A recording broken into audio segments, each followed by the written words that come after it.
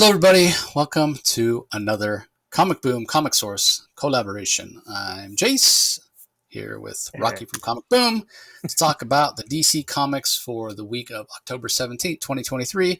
Had a couple smaller weeks. We're back to a big, giant week, but that's okay. There's a couple books that Rocky and I were talking before we started. It really didn't do it for me, so I'm not going to have much to say about them. They just weren't for me, so obviously we want to stay positive. Nobody sets out to make a bad comic, but yeah, some of these just missed the mark for me. But others were solid. I think one kind of stands out, sort of head and shoulders above the rest. Maybe two. Now that I'm looking, so it'd probably be between two for my pick of the week. And I'm guessing. Although Rocky and I do have our disagreements from time to time, specifically Gotham War, or most recently. I have a feeling that the books that we didn't like or didn't that didn't speak to us, and the books that we liked that are in contention for our books of the week, I have a feeling they're going to be the same this week. So, yeah. What'd you think, Rob? Yeah, I agree with you. This is the thing is there's so many comics this week. It's one of the bigger weeks. It's frustrating. In the week leading to New York Comic Con, it sort of frustrates me that neither DC nor Marvel released like really a lot of books, and I don't know why that is. Maybe they don't want people to talk about comic books during the week of the New York Comic Con, and now at the end of the New York Comic Con, the week following New York Comic Con, we get all these huge releases of all these DC books, and some of them I really do like, but yeah, there's definitely some stinkers here that we'll be talking about. And of course, I understand. Well, you'll mention it. There was definitely some DC mentioned some things at the New York Comic Con that maybe I may or may not join you tomorrow when you talk about that. But yeah, it's another hit and miss week here with DC with a lot of titles. Yeah, there was some news that came out, some DC news, some independent. The biggest news for me that came out of New York Comic Con were independent stuff. The Jeff Johns stuff, the Rick Remender stuff. Tom Hardy's got a project he's doing with some people. We're talking about that. That looks so good. It looks so amazing to me. I don't know if it will be or won't be. I honestly could care less about talking to Tom Hardy. I want to talk to the creatives behind it because it has me really excited. There's even a website that's really cool. But anyway, yeah, we'll talk about that tomorrow. We'll talk about the DC stuff. I didn't hear much Marvel news, but there was a little bit. So yeah, I'm hoping to do a little bit of a roundup. It's been even though I didn't go to New York Comic Con, I still had a very, very busy weekend. I was on call for my day job, so I'm still getting all caught up with that. And I was hoping to do the New York Comic Con episode today, but it just didn't work out. So I say today because we're recording this on Monday. So I'll record it tomorrow, drop it tomorrow, and if you missed New York Comic Con, we'll give you the news and a little bit of opinion about it. But we're going to dive into the books for this week because there are a lot of them. Again, I'm going to try to be very brief on some of my thoughts on these that didn't really speak to me in the interest of trying to keep this under 3 hours. We'll kick it off with Justice League versus Godzilla versus Kong, which was announced during San Diego Comic-Con. Had me really excited. Brian Buccellato, who I'm a big fan of, is the writer. Christian Duce has some incredible, sort of classic feeling superhero art. Luis Guerrero on colors, very primary, also suits that feel of classic superhero stories. Richard Starkings and Comic Crafts, Jimmy Betancourt handled the letters, and this was just a whole heck of a lot of fun. And I'm going to be buying into the gimmick thing and pay a little extra. There are a couple of versions of this book that have covers. There's one with it. When you open it, it gives you the Godzilla roar. And there's another one where when you open it, it gives you the King Kong sort of roar, bellow kind of thing. And that's just cool. Like, it's totally cheesy. Yeah. And it's like one of those greeting cards back in the day where it's like a little button battery that powers it and whatever. It's totally cheesy. And I'm going to buy, I don't know if I'm going to buy one or if I'm going to buy both. I don't know I think they come polybag. I don't know if I should even open them or if I should leave them sealed. But it's fun. And I saw Brian Buccellato on Instagram a few weeks ago. Just, he got his preview copies, his comps, and he was showing. And it's just fun. It's just cool. So for me, that really sums up this book. The story, it's not super original or whatever. We've got the Legion of Doom, which feels like a classic Legion of Doom. There's even a meta comment from Buccellato in the scripting where he mentioned Super Friends. And for me, that's my favorite version of the Justice League in animation when it was the challenge of the Super Friends. It was the Super Friends going up against the Legion of Doom. And I even have it on my phone, like the intro where the guy's speaking. And he says, "The Legion of Doom," in like this super deep voice. It just brings back so many fun memories.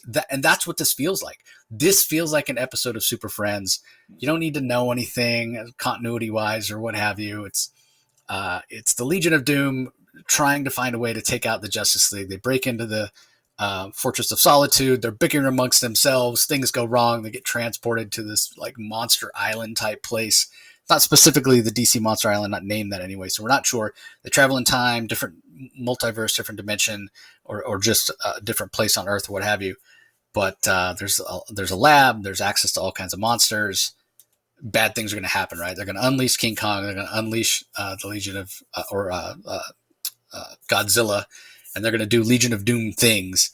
And the Justice League's going to have to come together to stop it. Now, Buccellato does put in some character work with some Clark and Lois stuff, and with the way their impending engagement kind of affects the rest of the team in terms of everybody being happy for them and what have you. So it does, give some context and bring some humanity to these characters a little bit.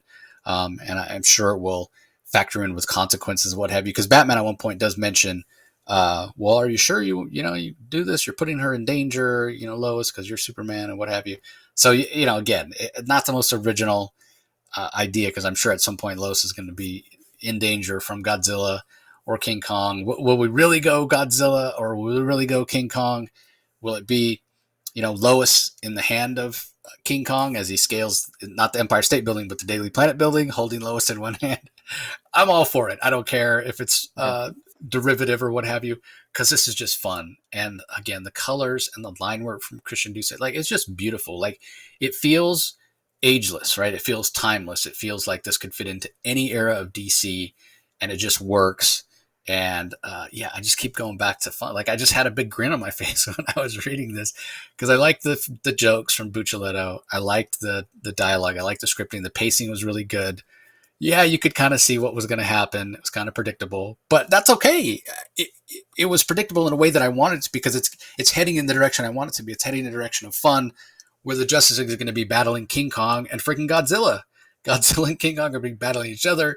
It's a three-way brawl, and I can't wait. I can't wait. And yeah, add in the gimmick cover, and I'm all for it. I'm all for that too. And there are some fantastic covers, even the non-gimmick covers. Like, there's one where Batman's wearing bat armor, kind of reminiscent of what we saw in Batman versus Superman.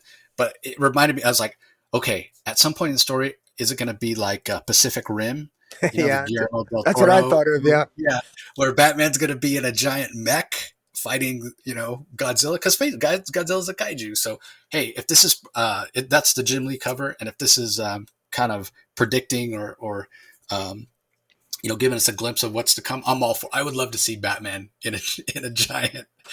Batman, he prepares for all contingencies, right? Maybe he's even prepared for a giant kaiju coming out of the sea, and he'll be like, "Oh, I got this," and go get in his giant bat mech and fight Godzilla. I'm all for it. So, yeah. Anyway, did you enjoy it as much as me, Rocky? Because I loved it.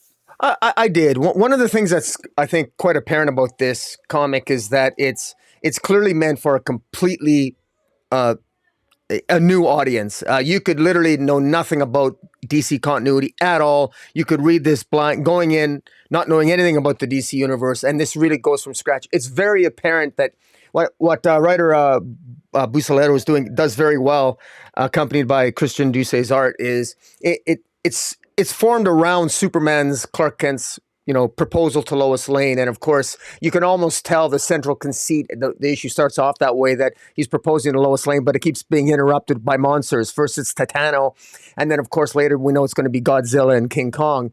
And I actually thought that it was a little bit unpredictable. I love the fact that the Legion of Doom, part of their machinations is Lex Luthor takes the Legion of Doom and they want to invade they want to steal some weapons from the Fortress of Solitude. And it ends up that Toyman ends up screwing up and ends up stealing a gem, some sort of magic gemstone that he's unaware of.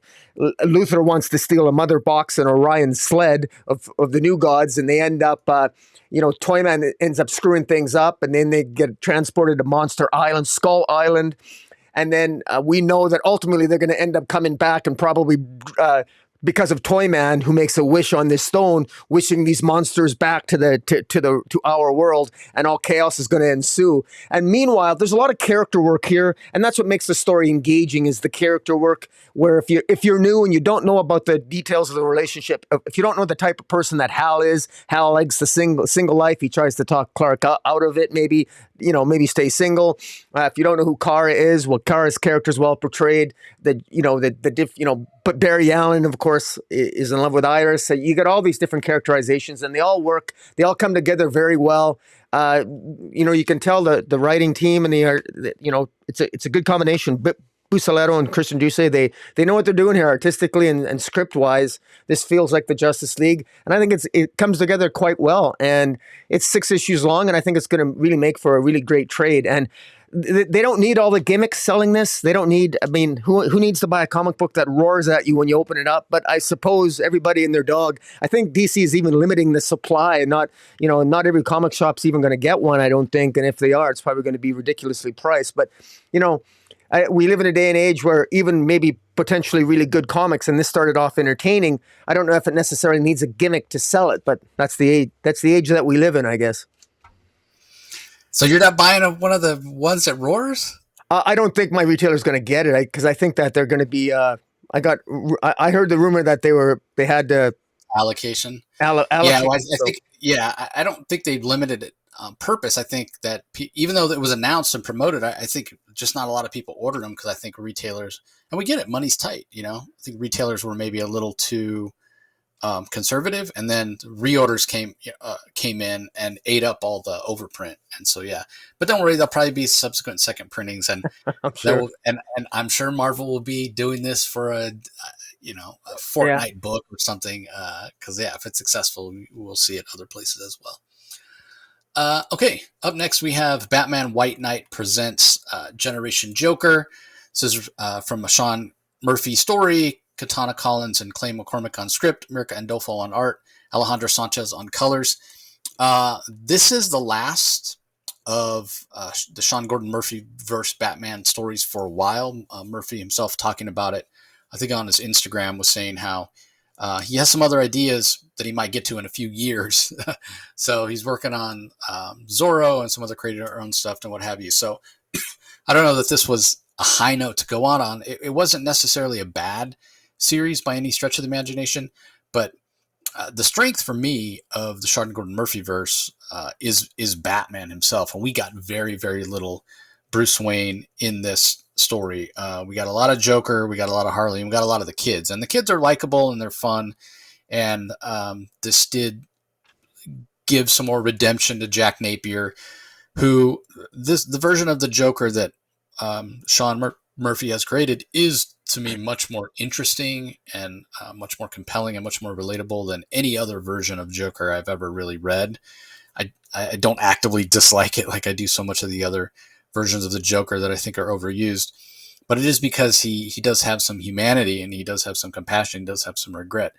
So that plays out in this final story. I won't necessarily get into the story beats about it because honestly, it didn't grab me. It wasn't compelling because, as I said, this just didn't have what I enjoy the most about the Sean Gordon Murphy verse, which is Batman, Harley Quinn to a lesser extent. This was focused on the kids, and like I said, while they are likable, and I appreciated more redemption for Jack Napier, it's just not what I'm really that interested in reading.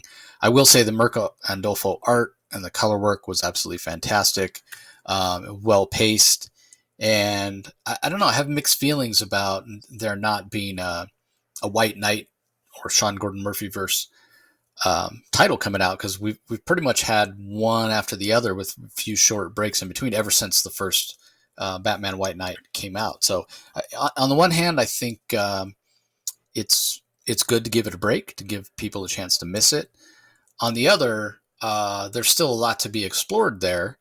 Different versions of familiar characters in this, different corner of the multiverse for DC, which is interesting because we get a glimpse of the Sean Gordon Murphy verse Lex Luthor here, which is something I'd be interested in. And, we haven't seen the Superman yet as well. That would be something else I would be interested in seeing Sean Murphy's take on that. But, yeah, with this going away for at least a few years, we won't have it. But again, maybe it'll be that much better when it comes back. I certainly wouldn't want him phoning it in and giving a half effort because he's busy doing something else or overextending himself, and not giving his absolute best, whether he's penciling or just writing it. So, yeah, overall, I think successful. But I know fans of the Murphyverse are probably going to be disappointed. This will be the last title for a while. What were your thoughts on it? Wrap up successfully for you? Yeah, it relatively did. I mean, I got the gist of the story that they wanted to tell. I mean, Jackie and Bryce, the son and daughter of the Joker and Harley Quinn, they, the Joker, Jack Napier, the sane side of the Joker, wants to have one last adventure with his kids before he sort of dissipates in the ethereal online space, and ultimately ends up being saved. He's willing to sacrifice his life to sort of like inject himself or insert himself into this giant robot that he built when he was the Joker, and that originally had Two Face's mind in it, and we had this 2.0 face, Two Face, and Riot, of course, is concerned about who has a relationship with the Poison Ivy in the Murphyverse.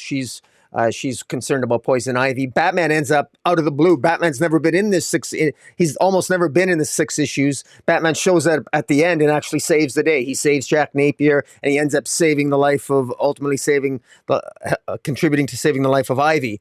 And then so there's a happy ending all around here. Harley ends up back with Bruce Batman.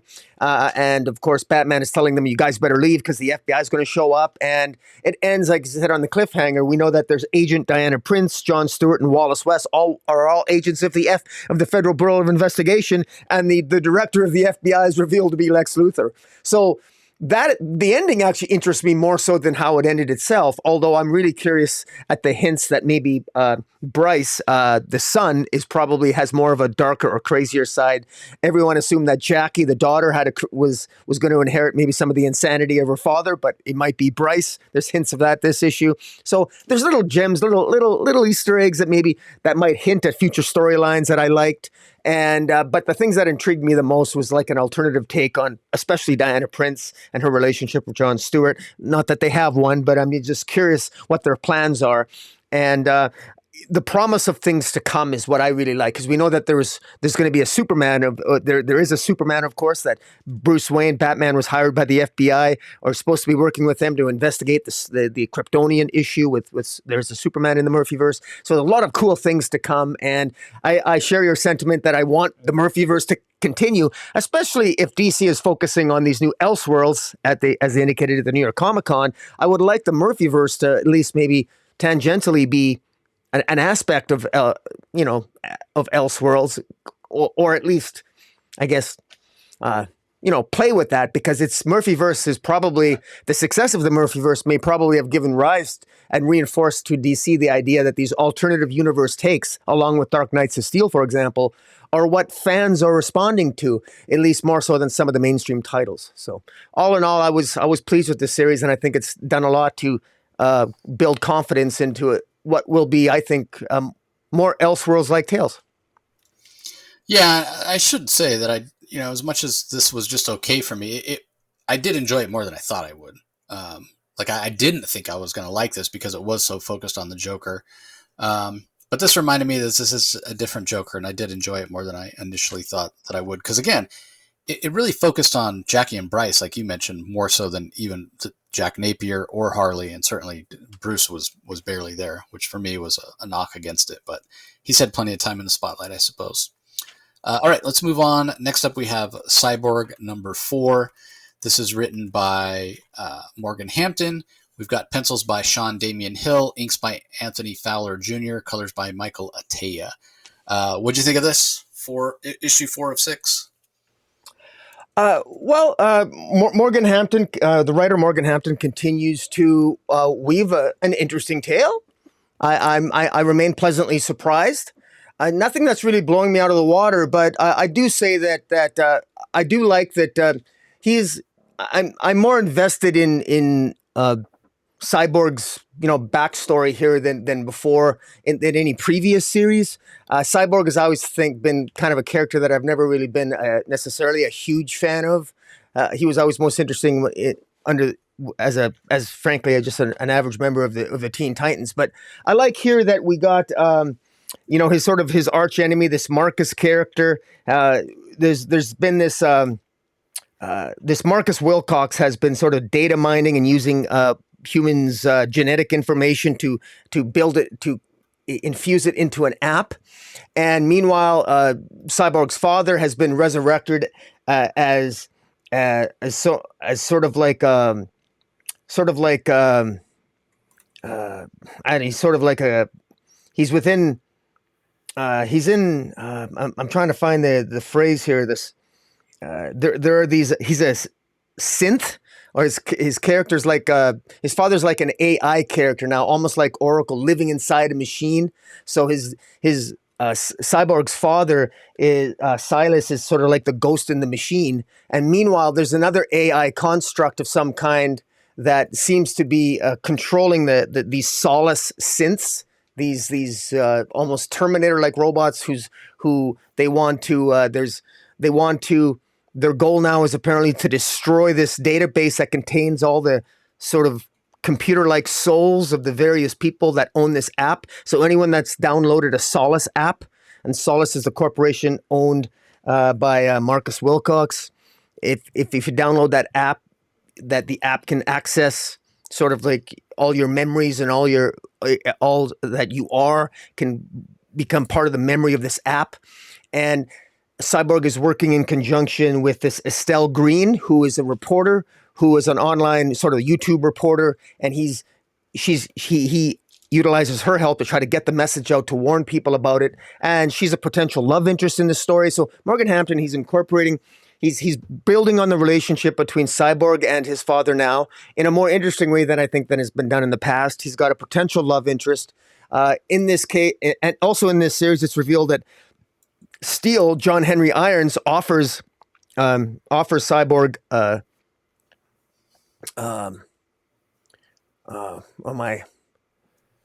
might be confusing my I think I am. I think I'm actually confusing my comics. Yeah.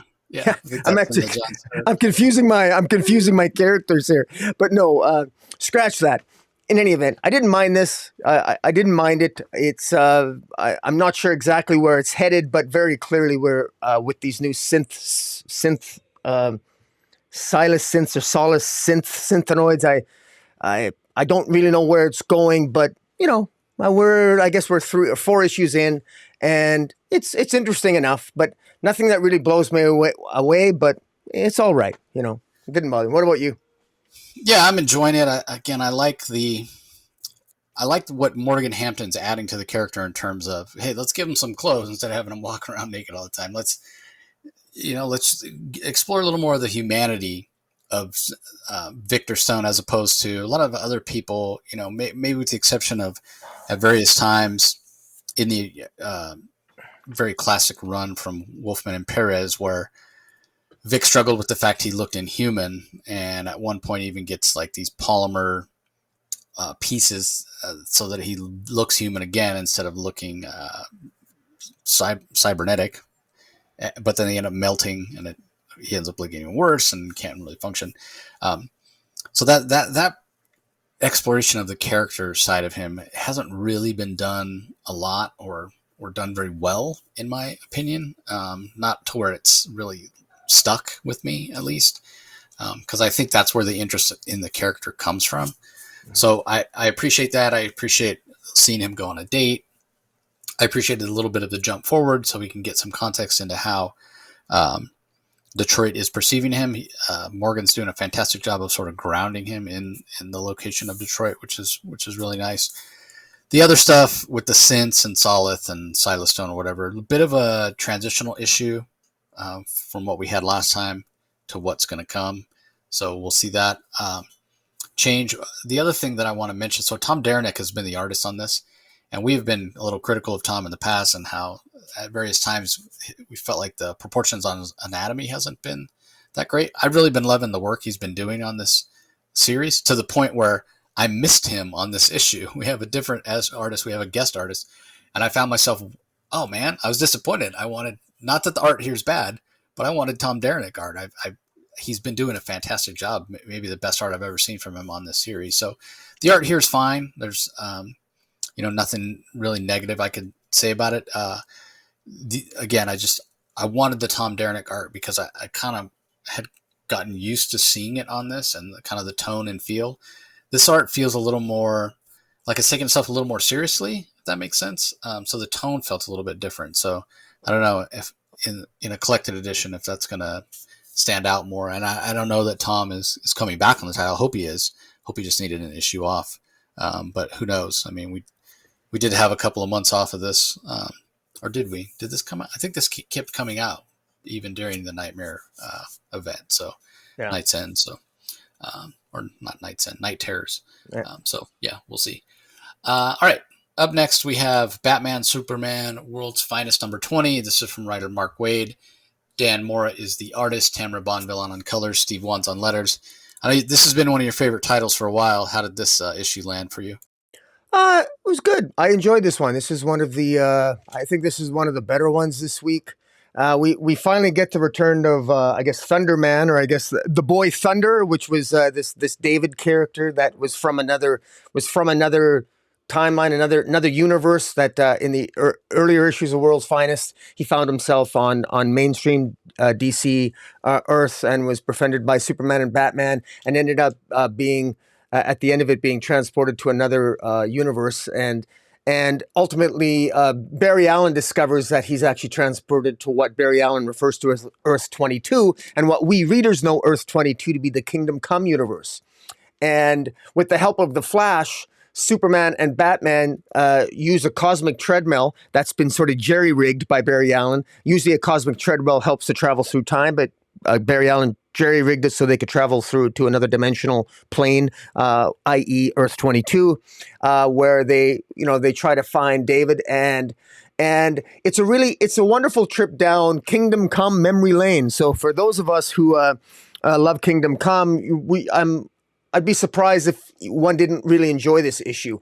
When they get to Earth 22, Batman and Superman they come upon a cemetery where they come upon a cemetery where they witness older versions of themselves, the Kingdom Come Superman and the Kingdom Come Bruce Wayne, at the graveside of all the numerous dead heroes. Those who read Kingdom Come know that at the end of Kingdom Come, there's a iconic moment where Billy Batson as Shazam changes into Shazam.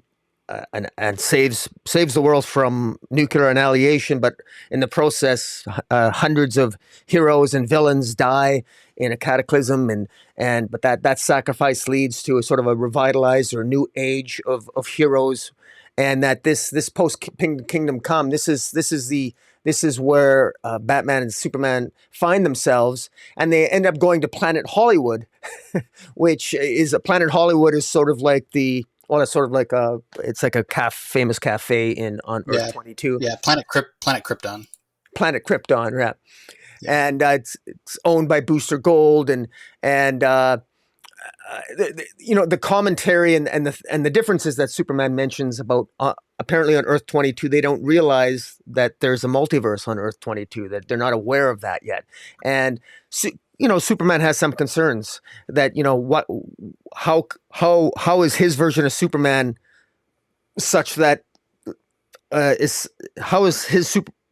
Earth 22 Superman so different than him that something as bad as catastrophic as the death of so many heroes, how could that have happened? And so there's some concerns there. And ultimately they do end up meeting David as Thunderman, and as Thunderman, David is much more aggressive and appears to be willing to use lethal force. And at the end ends up greeting Superman with a great high degree of violence, and that's how the issue ends. So there's a lot of questions we have. Who is this mysterious figure that Barry Allen saw when he was traveling through the Earth's various multiverses, when he saw David being manipulated by sort of an ominous figure? We don't know who is the force behind David, because we know Thunderman will ultimately become Magog, that Superman, the Kingdom Come Superman, will face. And a lot of questions here. But I mean, Mark Waid is just whetting the appetite. Where is this going to go?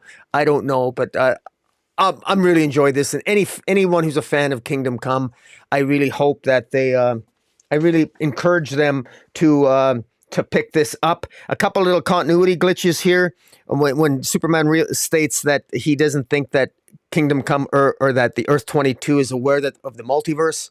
I don't know how that jives with the JSA story that Jeff Johns told in the JSA back in continuity, because there's been overlap with the Kingdom Come universe in past DC stories already.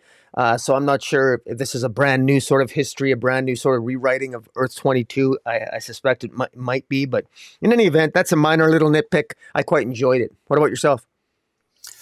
Yeah, I really enjoyed it too. I mean, I'm probably one of those rare people, rare comic readers where to me, Kingdom Come's just okay. It's not like people just revere it. It just didn't, there's nothing wrong with it, but it didn't stand out to me as like this incredible story that so many people seem to think it is. But I'm finding that I'm sort of enjoying Kingdom Come, like the idea of Kingdom Come more now that we're getting context and backstory into Magog. Like all of a sudden, to me, Kingdom Come is becoming much like infinitely more interesting to me. It's so much more interesting now with what's being explored here, and like what's going on with David that he would attack Superman. Um, yeah, it's just again, I like the idea of what Wade is doing here, and the other thing that I really enjoy, and we've talked about this before with World's Finest.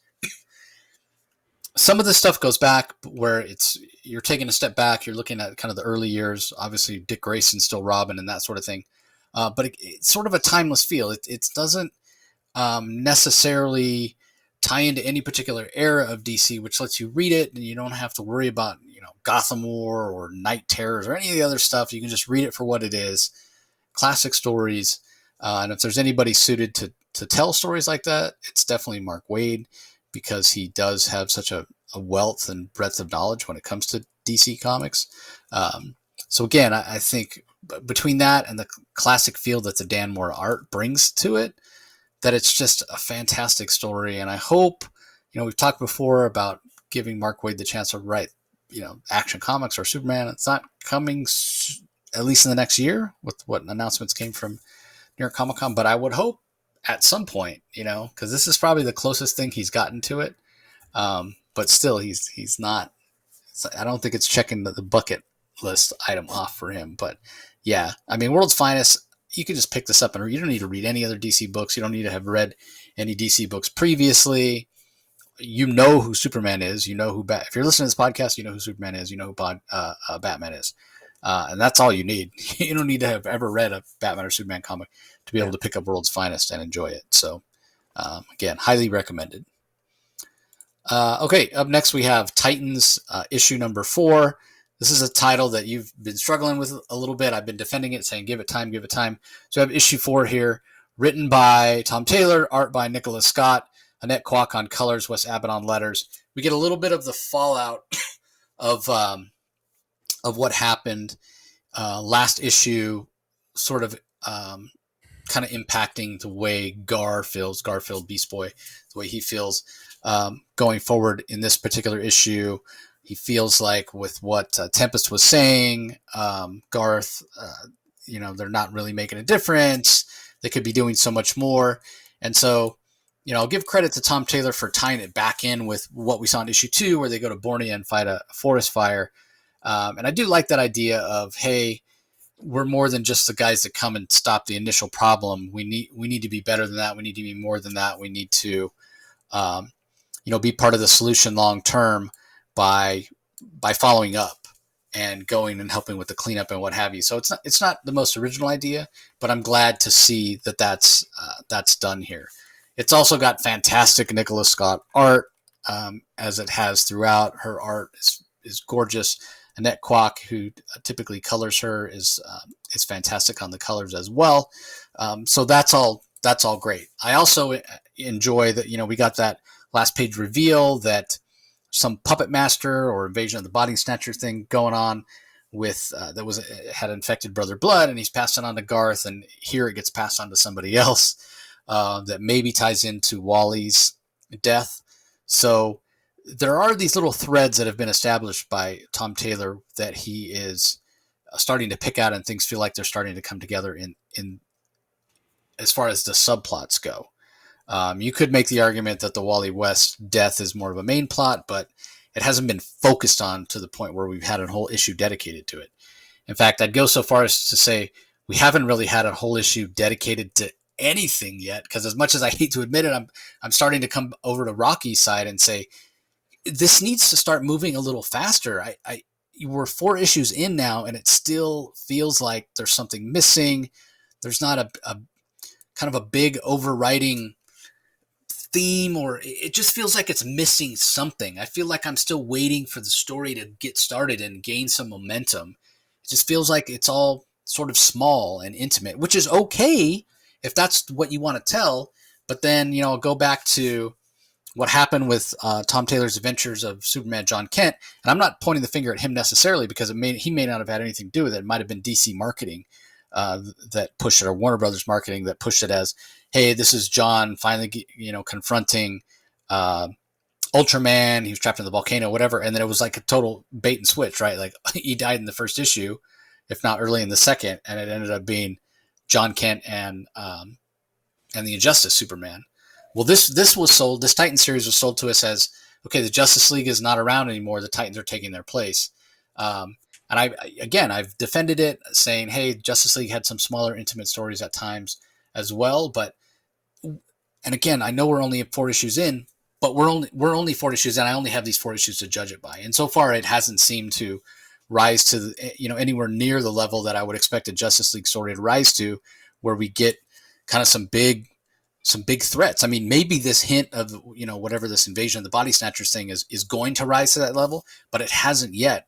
And I just feel like it's moving a little bit too slow. Again, I've been preaching patience, and I'm trying to be patient, but 4 issues in, that's 2/3 of an arc, and it still feels like not much has happened. And again, I went over all the different subplots, and there are a lot of subplots, and there are a lot of smaller things going on. But yeah, I need some bigger stuff. I need some bigger stuff to start happening to really make this feel like it's a replacement for Justice League at this point. I talk about some of those smaller Justice League stories. Well, yeah, it's true. There were some smaller Justice League stories back in the day, but keep in mind those smaller Justice League stories happened in a different era.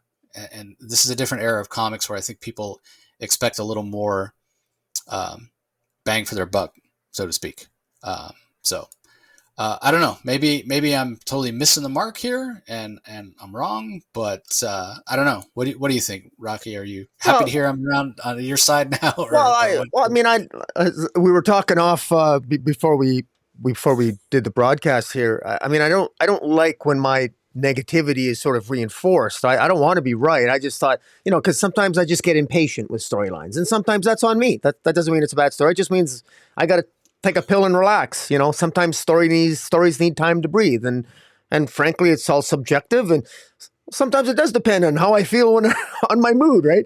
But I do feel I'm getting a little anxious for the story to continue. Now, there's a lot of cool things that are happening in this story. I mean, Brother Blood, and there's this sort of like plant invasion of the Body Snatchers type of thing. That's, somehow this plant-like, almost alien-like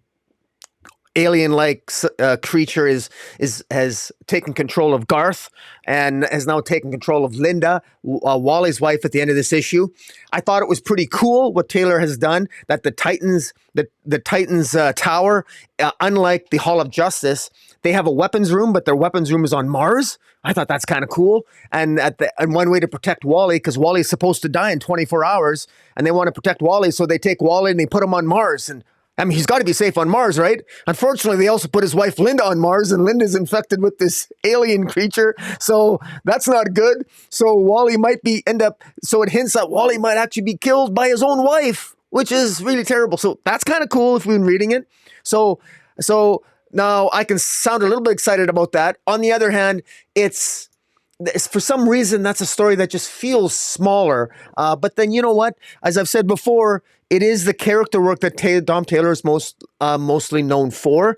but then I know that he's capable of real cool plot lines because I've read Dark Knights of Steel, and at times there's real cool plot. Injustice, cool plot. I mean, I know he knows how to tell some interesting stuff, but it does feel small here because it is Teen Titans.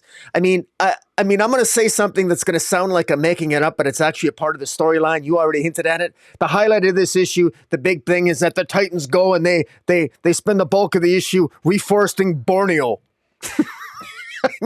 I mean, come on. And then even Amanda Waller, who shows up here, and of course, she's neither of our favorite characters, certainly not yours, Jace, but Amanda Waller states the obvious here. Amanda Waller doesn't even need to try to get the world to go against the Titans.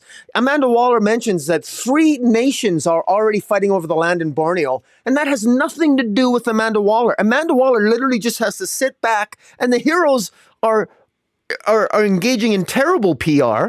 And okay, they might be doing the right thing, but in many ways, doing the right thing, Amanda Waller just has to sit back and watch the Titans self-destruct. And they do seem to be reckless. They do seem to be, although they might be doing the right thing on the surface, they're not very, they don't do the politics thing very well. And I wish Taylor would spend a little bit more time. I know online he fancies himself. He's quite outspoken and outspoken environmentalist and what have you.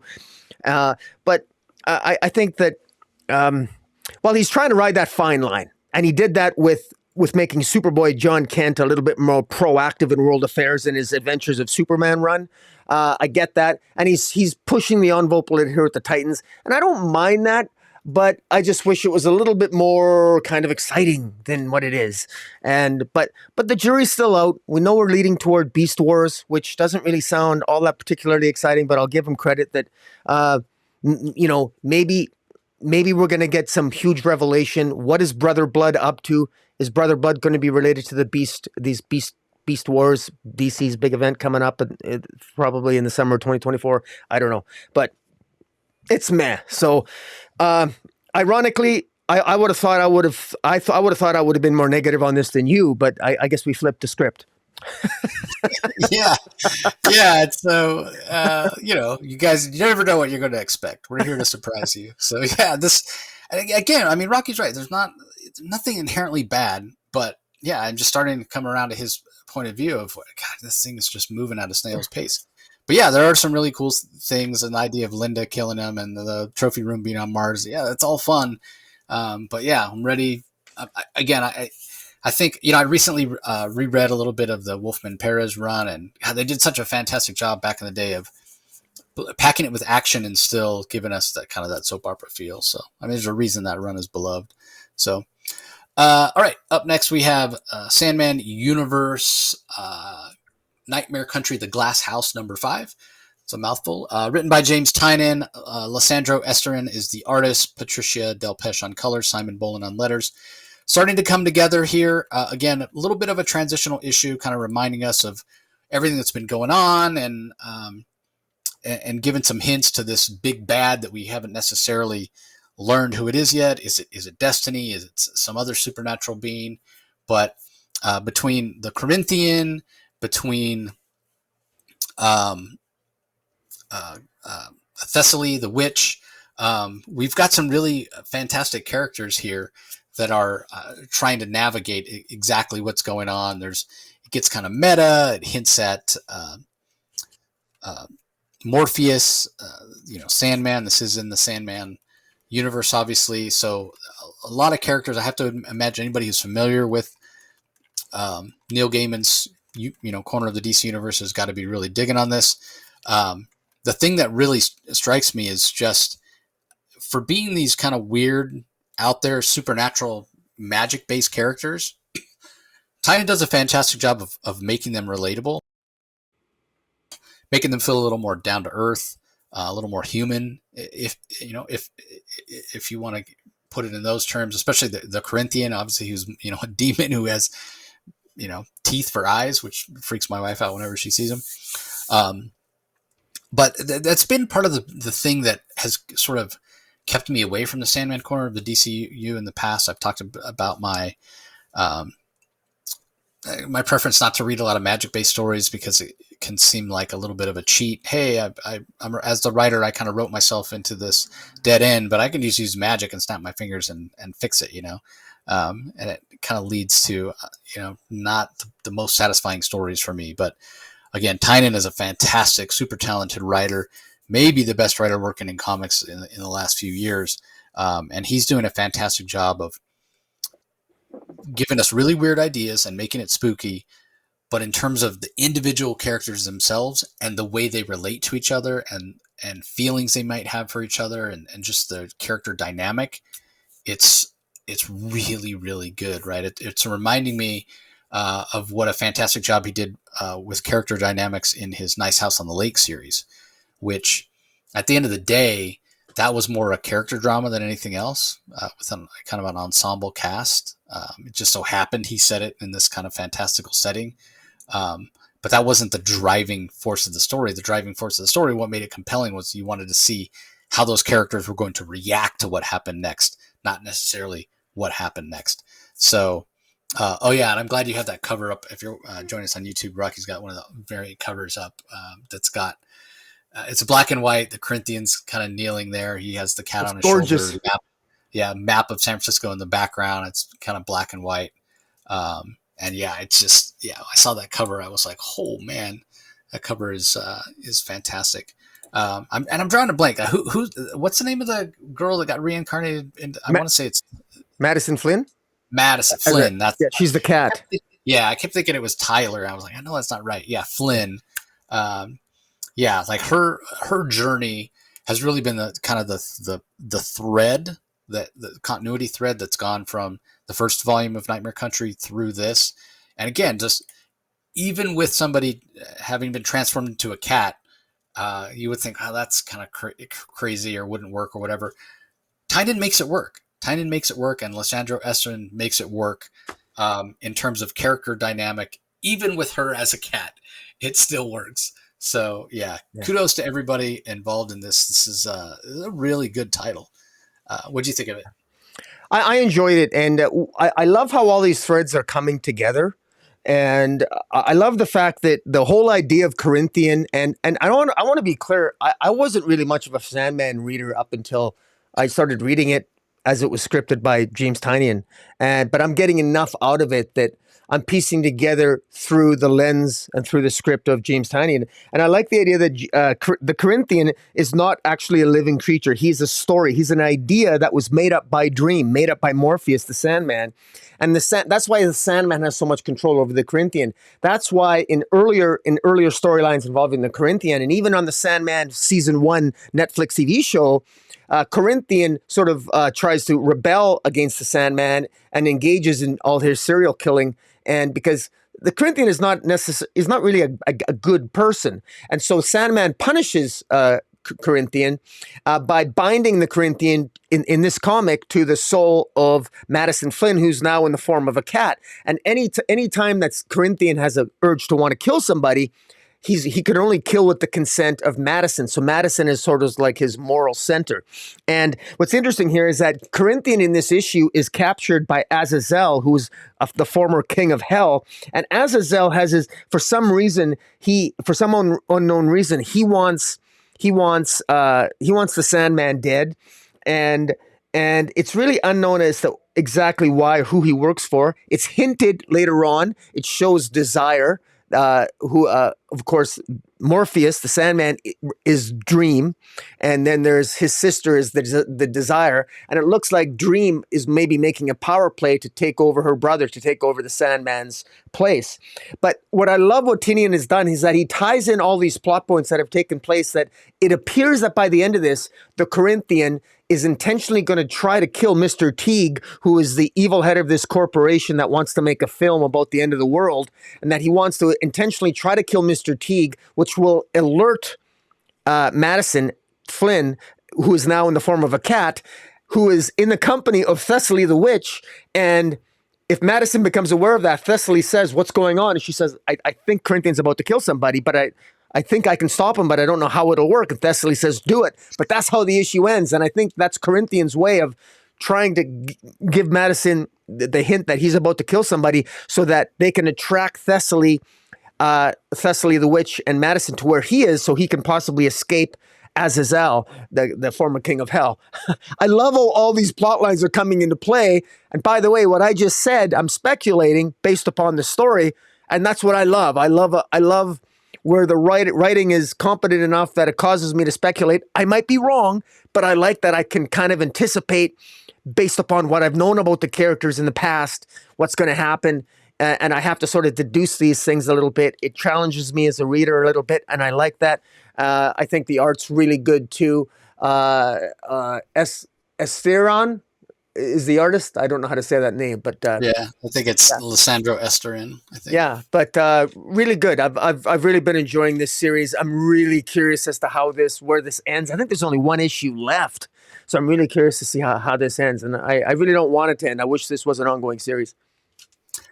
Yeah, I mean, I wouldn't be surprised. I suppose it all depends on Tynan and how much he wants to do more. But yeah, I would not be surprised if this does continue, if we do get more of it. Another volume or what have you. Because yeah, it's been fantastic. It's been really great. Okay, moving on. We have Hawkgirl number 4. This is written by Jadzia Axelrod, drawn by Amin K. Nahelipan, colors by Alex Guermis, lettered by Hassan Otsman Elhau. I didn't feel like the art was quite as strong in this particular issue as we've seen, but there are some interesting aspects to it, and the art's not bad. It just felt a little bit rushed to me. So Volpukulin, who's kind of the villain, who's trying to gain access to some kind of nth metal dimension, if you will. We find out that she actually talked to Galaxy way back in the day when Galaxy was a kid, and on top of that, talked to Kendra when Kendra was a kid. So I don't know if that really makes a lot of sense, or how that could necessarily be. I've talked before in the past. I'm not always the biggest fan of when stories do this kind of retconning to make big changes. It sort of feels at times like it just doesn't make sense. Like how could this really be? How could it really happen that way? So yeah, it's a bit problematic. And the other thing that I felt about it, why this series is really starting to fall apart for me and not work, is that even with me, who doesn't have a really what I would consider an extensive or deep understanding of who Kendra is as a character and what she's been through, I haven't read a lot of that early Justice Society stuff. Even I am sort of feeling like, well, this doesn't make sense with what I do know of her. It feels like a completely different character.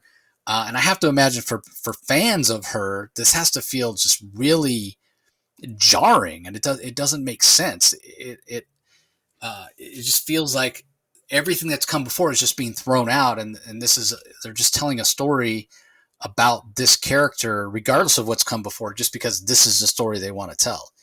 So again, it doesn't, that portion of it. It doesn't really affect me like on a personal level, because I'm not a big fan of Kendra, because I just don't really know the character well enough. But I know enough to know that's, again, it's got to be really frustrating for longtime fans of the character. It just doesn't seem to be making sense. Now, there are some cool things. This dragon that I mentioned that has the ability basically to manifest powers that prey on the weakness of whoever they're fighting. So, for instance, when the dragon's fighting Supergirl, it breathes fire, but it breathes kryptonite fire. That's really cool. When it's fighting against Natasha Irons, it has like this electromagnetic pulse, this EMP power, which disables her armor. Again, those are cool ideas.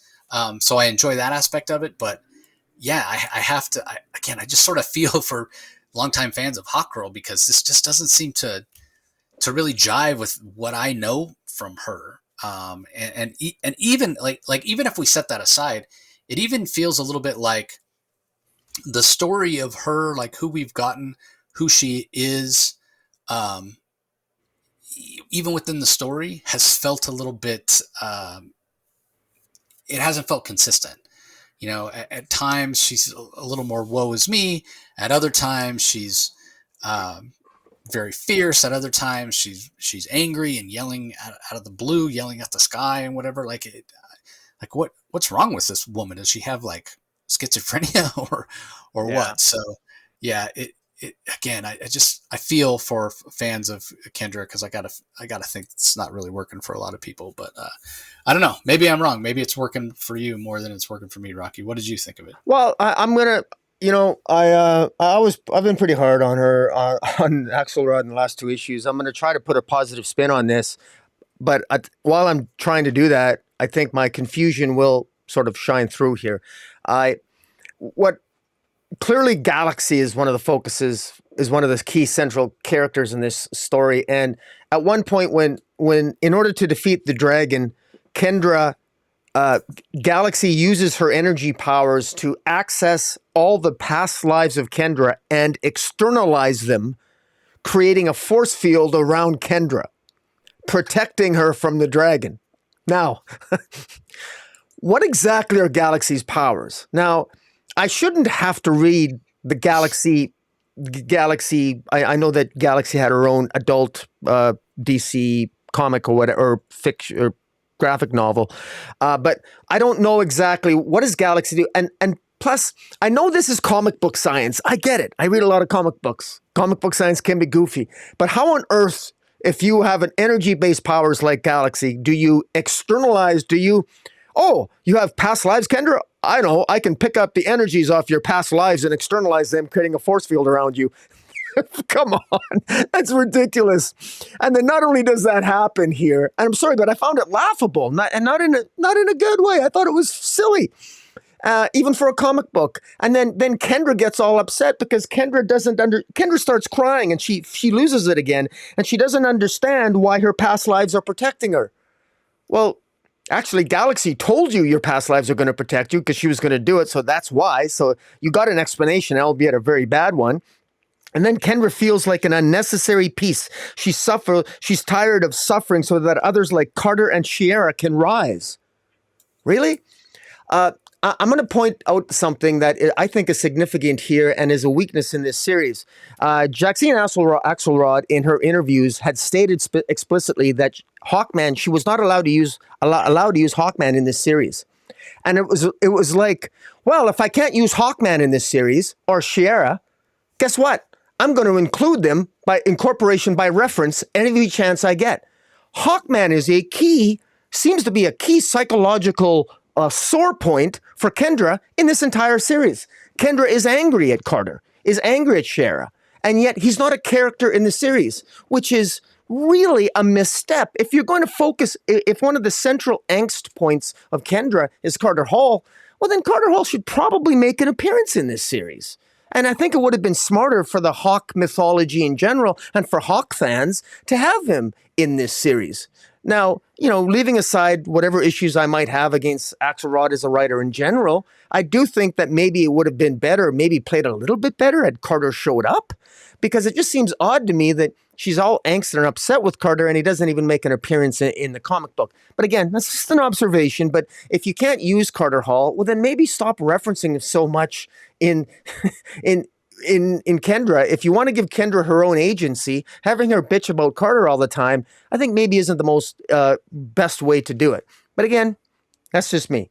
Now, having said that, I do find it interesting, and I am curious. I think it's a really interesting plot point that Axelrod has it, that I'm going to butcher the name again, Vulpecula, this villain, when Kendra was small, Kendra was promised her heart's desire. So the question is, what is young Kendra Saunders' heart's desire that she wished for when she was young?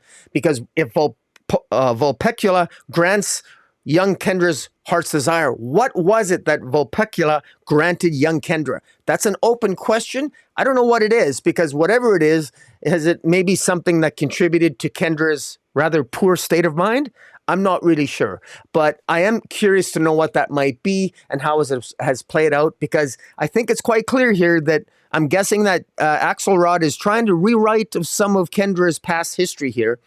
And I guess that's fair game. She wants to distinguish Kendra from maybe Shiera and Carter Hall. obviously. And that's very obvious. But how angry? Don't mention Carter or Shara to Kendra. You're gonna get an earful. But in any event, looking at this on the most positive side, Axelrod is clearly trying to put her stamp on the character in terms of what's going to motivate Kendra moving forward into the dawn of the DCU. So the jury's still out on it. I think that I've got mixed feelings about it. I think the art's extremely inconsistent from page to page. At times it's fantastic. At other times, I think it leaves much to be desired. But overall, I'm just I'm not a fan of this version, this iteration of Kendra. I think she seems a little bit, frankly, a little bit insane, a little bit almost foolish. Yeah, like I said, she's schizophrenic, man. She's like mental problems. Yeah, it's just a little bit off, and maybe it'll all come into play. Maybe there's going to be an explanation for it. Maybe it's because she's been possessed by some magic elements from Vulpecula. We'll have to wait and see. But anyways, that's me being as kind as I can. Yeah, fair enough. All right, let's move on. We have Fables number 160. It's from writer Bill Willingham. Pencils by Mark Buckingham. Inks by Steve Lealoha. Lee Luffridge on colors. I don't read this, so you don't really have anything to say, but I'll hand it off to you, Rocky. What were your thoughts about this issue?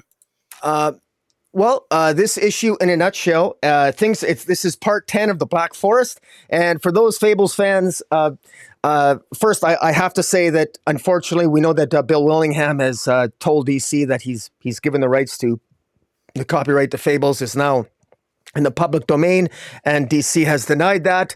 But in any event, I'm happy. I'm glad that DC is at least continuing to publish this series, which I'm sure they have no choice. But if they had their choice, they would probably breach the contract. But in any event, in the Black Forest, we have the Big B Wolf, along with the Ghost of the Forest, and the sort of like the green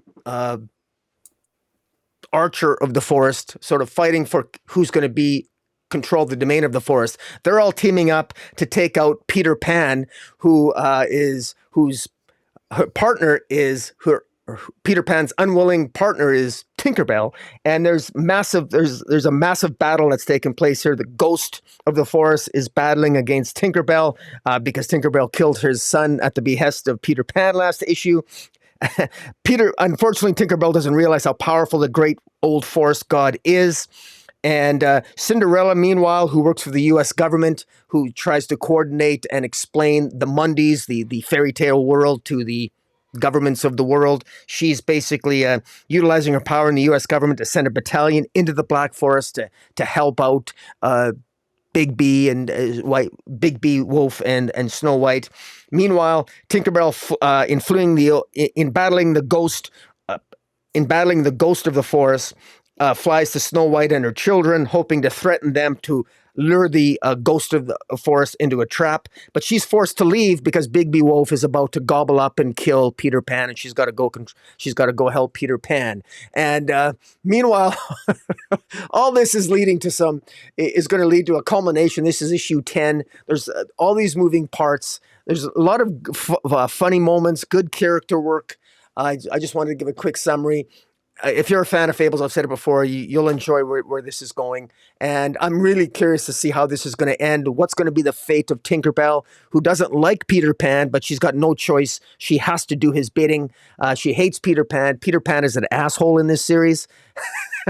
He's really the bad guy, which is very interesting. And Big B Wolf, nothing like the big bad wolf battling Peter Pan. Only Bill Willingham could script something so insane, and it's entertaining as hell. I'm enjoying it, and it's just too bad. I wish Willingham and DC would have gotten along better, so we'd get more of these stories. But hopefully, we'll continue to get them, even if it isn't by DC. But this is a recommend to all Fables fans.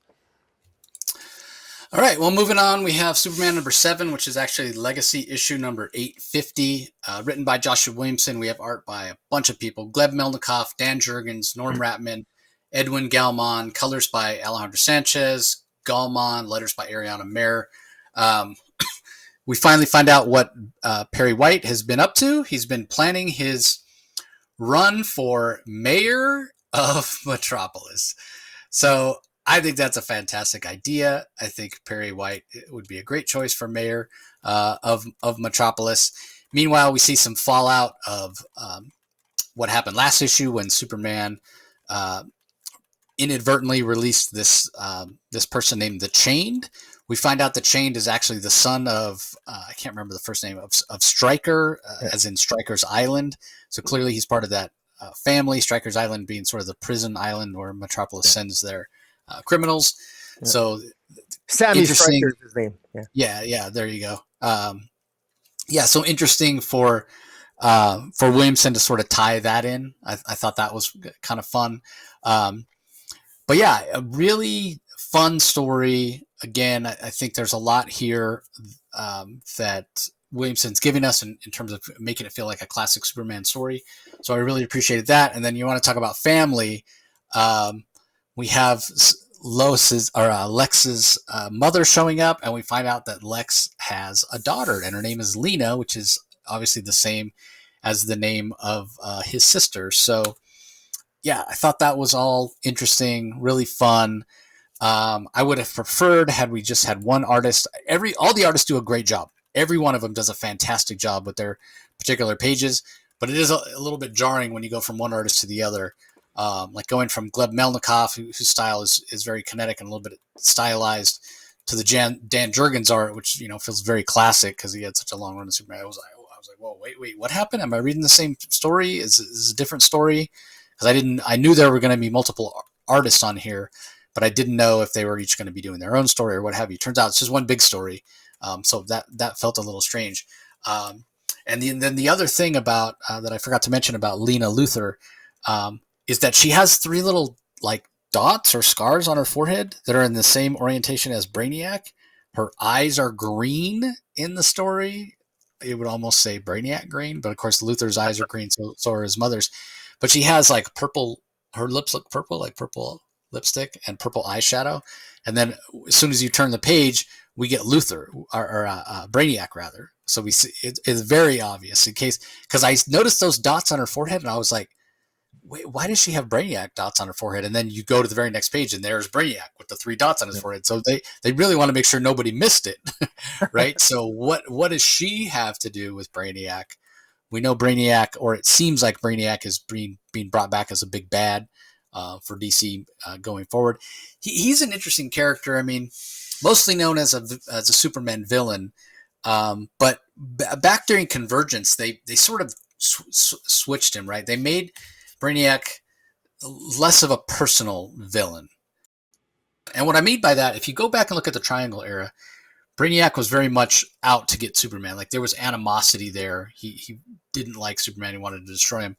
Brainiac now, they've almost made him almost like a Galactus type character, right? Like Brainiac has his mission. He wants to preserve knowledge. He wants to be the smartest in the universe. He's going to go around and he's going to, collect pieces of planets that are doomed to be destroyed. He's going to go and bottle these up and increase his knowledge and just be like this collector of knowledge and this collector of alien or different species of the universe and whatnot.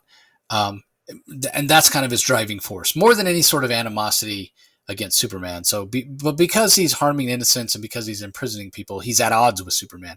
But it's not really the same, right? Like he's sort of outside of morality. He's not really doing it to be a bad guy. So I find that interesting that DC's made that change. I don't know that it's made Brainiac a more interesting character in doing it. He's been a little bit boring at times, I feel, in recent DC history.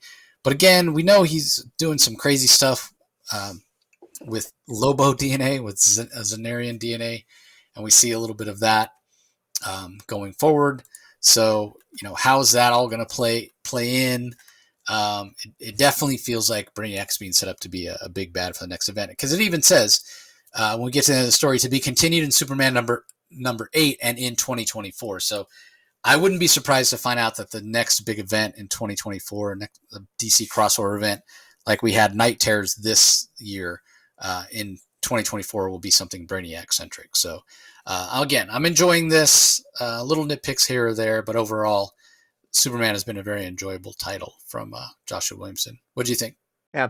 Just to add to that, we know that Jason Aaron, we know from the New York Comic Con, we know that Jason Aaron is going to actually be doing an I Bizarro series in Action Comics, 3 issues of Action Comics, and then he's going to be coming back and helping Williamson with a Brainiac story in 2024. So we know that that's likely. We know that this Brainiac story is likely to be more of an epic story going into 2024. I like the way this Brainiac finally feels like maybe he's a little bit more threatening.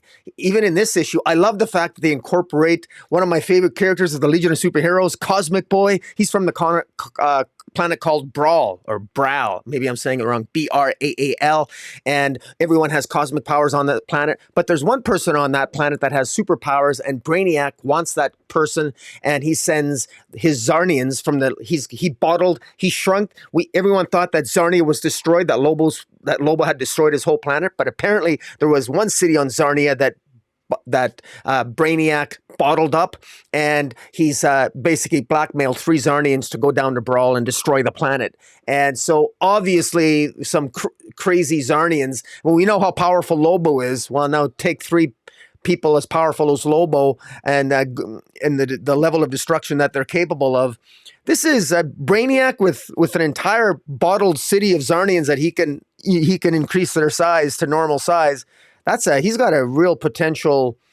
I mean, imagine an entire planet of Lobos. Good God, I thought Lobo was crazy enough. Imagine, maybe is he the most insane of all the Zarnians, or maybe he's the sane one? Who knows? But I think it's pretty cool. It's just from a fanboy perspective, I love what's going on here. Lena Luthor. Wow. I seem to recall Lena Luthor being the daughter. I used to think Lena Luthor was the name of Lex Luthor's lover or wife in the past, not his daughter. But so I think this is a new spin, but maybe I'm wrong on that. But in any event, I think this is very interesting. I love this shirt that Lena Luthor is wearing. It says the Black Canaries, which of course is the band that we know, at least in one iteration, Dinah Lance, the Black Canary, used to sing in a band. And is that what that is a reference to? I like that. I like that there's a reference to that, and that the writer here, Williamson, is actually incorporating, DC lore in the shirts that some of the characters wear. Like, for example, unlike in Hawkgirl, where Axelrod has Kendra Saunders wearing a shirt that says nobody likes me and I don't care, or something to that effect. Be more I like when you incorporate the fun aspects of the DC universe as opposed to all that negativity. But that's a digression. I'm really curious. There's a comment made by Lex's mother here that I thought was so revealing. Letitia Luthor. She says that Luthor, when he was young, could learn any music, but he struggled to write his own. I thought that was very telling. What a brilliant thing for Williamson to say that, that he is so brilliant, he could instantly pick up any instrument, and yet Luthor could not write his own song. And that says something. That's such a great metaphor for Luthor. He's so brilliant, and yet he can't seem to write. He can't be the hero in his own story, even though he wants to be. He doesn't know really what he wants to be. I thought that was such a beautiful way of his observation from his mother to make that says a lot about Luthor in just an easy metaphor. I thought that was very well done. And of course, you mentioned the Chained. The Chained is such an interesting character. The Chained ends up being confronted by the Graft and Dr. Pharma, and they recruit him in their machinations and their further attempts to kill Lex Luthor. And we know that the Chained has tactile telekinesis similar to the power set that Connor Kent has, but his are much more powerful. And he's, so many moving parts here, a lot of substance in the issue, a lot of action. I think that Williams has done an exceptional job here, continues to do a great job, continues to impress me.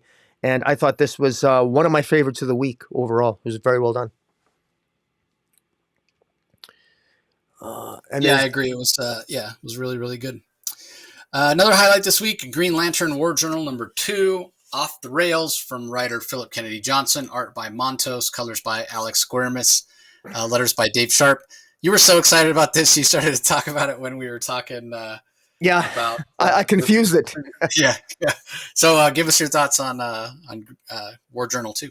Well, I apologize because when I think of cool black characters, I know I have Mister Terrific. I've got John Stewart, and I've got Cyborg, and I've did I say Mister Terrific already?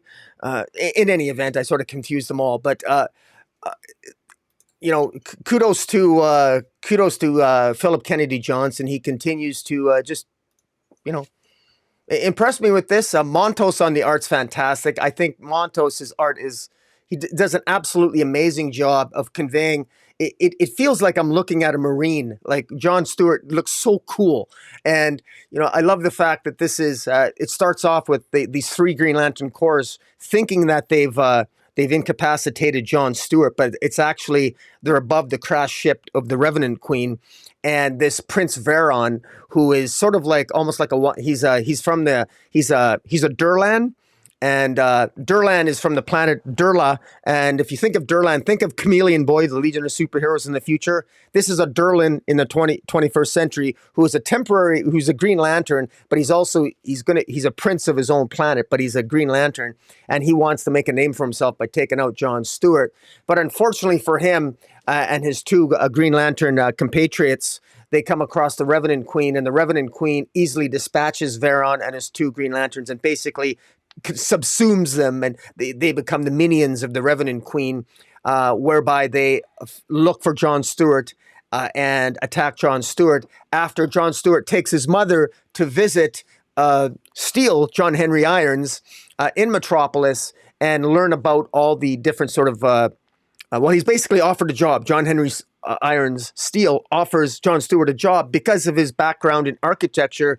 It ends up that John Stewart is quite intelligent and has a lot of very interesting ideas for a new monorail system based on Genesis technology that John Henry Irons acquired from the Warworld saga of that PKJ wrote. So I like the connectivity between how PKJ is incorporating his past storylines with Superman into Green Lantern War Journal and into these characters. It really works. I think it does a really good job. I love the continuing very strong bond and relationship that John has with his mother. Clearly she loves him, she supports him, and I love how protective he is of her, and how brave John Stewart is. I thought that I thought that the fight scene as this subway system, as this train is flying down its track, all of a sudden it's basically essentially almost completely destroyed by the three Revenant Queen possessed Green Lanterns, which look really cool. I mean, visually here, Montos here is just killing it on the art. I mean, I haven't been this afraid of Green Lanterns since the Black Lantern Black Lantern saga. I really love the art here. Montos is really hitting out of the park. This is a visual feast, and even the way how John Stewart looks intimidating. And what's cool is he's intimidating because he's John frickin' Stewart, and he's got the green. He's a living power battery in and of himself, and he's not intimidated by the Revenant Queen's power as channeled through these. Through Prince Veron and these two other Green Lanterns. And very well done. He kicks ass, but ultimately ends up getting stabbed by one of the Revenant Green Lanterns, and ultimately might end up being possessed by them. And the next issue teases to be the corruption of John Stewart. But I thought this was very well done. It was action-packed. I was captivated along the way. It actually made it even more interesting. I love how it overlaps with John Henry Irons and Steel and the backup in Action Comics, and how PKJ is sort of linking those two, because it makes both storylines more interesting, and it makes both those characters of John Henry Irons and John Stewart, quite frankly, more interesting. And I kind of like that they're buddy, or they should be friends, because they actually do have a lot in common. And I kind of like that pairing, and I hope we see more of it as the stories continue. What about yourself? Yeah, I enjoyed it as well. I think one of the things, and I talked about this previously when we reviewed issue 1, I talked about it with Philip Kennedy Johnson when he was on, like, you start leaning into John Stewart as an architect and leave a little bit of the Marine and military stuff to the wayside, you're gonna have me. Like, I enjoy that aspect of him so much more than a lot of the other character aspects of him that we've had in the past. So Yeah, I really enjoy that aspect of John Stewart, and so I'm enjoying that as well. I agree with you on the Revenant Queen and these versions of Lanterns, which, yeah, a little more menace, feels a little more dangerous than what we've had in the past. So that works as well on a lot of levels. So yeah, there's not really anything I can point to in the story where I would say, well, this is not working for me, or that's not working for me, or what have you. Like, I think for for the most part, this is really working on a lot of different levels for me. I'm a big fan of what is being done here by PKJ. So, is it perfect? No. It does feel like, I don't want to say there's something missing, but when you start talking about Philip Kennedy Johnson writing, like he does so much. He does so much work, right? He does so much on so many different levels in terms of adding things that we don't necessarily get to see on the page, in terms of, he's got these character Bibles and what have you. And sometimes we can feel like we're missing out on things a little bit to some extent, which is, disappointing. And I think that's kind of the case here, right? Like, he probably has so much background and everything built for the story, in terms of the Revenant Queen and what she is, how she relates to lanterns or whatever. There may be some of that stuff that we simply just don't get to see. There just isn't enough real estate for it. But I can tell, just based on what we've had from the story so far, that it's there, right? That part of the story is there. But yeah, we're like I said, we're probably not going to get a chance to see it. So I'd be lying if I didn't say I wasn't a little disappointed, because he's got all that built out, or what have you. And so in his mind, it's a richer story for it, and we don't always get to see that stuff. But that's a limitation of the medium. And hopefully we'll have Philip Kennedy Johnson on at some point, maybe toward the end of the series, and he can flesh out some of those things for us when we know a little bit more about the Revenant Queen. Because don't you think that's probably the case, Rocky? Don't you think he has like all this world and lore and whatnot built up around this Revenant Queen? And like, we saw how she got her powers, but we didn't really understand how she got them. What was she infected by? It definitely feels that that's the case, and I really like the fact that the Revenant Queen feels like she's a threat, and she has a huge, rich history from another universe that we readers we're blind to. We don't know. We only got hints of it, but she wiped out almost an entire Green Lantern Corps in another universe, so we know she's a threat. But this John Stewart has no idea who she is, and even in the face of not knowing that, he's just, of course, his ignorance is bliss. He's still a kick-ass. He doesn't realize how dangerous it is. And so how it's going to play out in this universe, it's almost like a de facto Elseworlds, but now the real DC universe, our DC Earth Designate Zero, is the Elseworlds story of the Revenant Queen getting a second kick at the cat, having failed in the other universe. She's now bringing the fight to a different John Stewart in the mainstream DCU. So it's kind of cool that way. So we'll have to wait and see how it turns out. Yeah, you mentioned the other universe. You also reminded me, Lantern Shepherd, right, who we saw in kind of the prequel backups. Like, I hope we get to see him in our universe. I'd love to see him and John team up, where he gets a chance, because in that universe where John is the builder and the warrior and super powerful and what have you, well, now all of a sudden you put him in our universe, and it's a little bit of a different perspective, right? Like, he could come over to our universe and team up and see John as a person, and not necessarily as this warrior god thing to aspire to and what have you. So that could be really interesting as well. So again, I just love it, and not to take anything away from what Jeffrey Thorne did in trying to elevate John Stewart, but in my mind, this is how you elevate John Stewart. Like, this is so much more interesting to elevate him in this way, where I don't feel like it's kind of over the top and non-believable, making him like this god. He still is a living power battery. PKJ is not necessarily rolling back everything that Jeffrey Thorne did, just tempering it a little bit to just make it not necessarily believable. It is a comic, but just a little more relatable. And so we're able to understand a little bit more of what's going on. So yeah, digging it. It's fantastic. Big fan of Philip Kennedy Johnson. Obviously, we both are. So, all right. Up next, we have Jay Garrick, The Flash #1, from friend of the show Jeremy Adams, handling the writing. Diego Orlatuga is the artist. Luis Guerrero on colors. Steve Wands on letters. Give us your thoughts on this one. Well, this opening issue, and everybody, we should be happy we got Jeremy Adams on The Flash. It may not be the Flash we were maybe we're all hoping it'd stay on, but it is a speedster.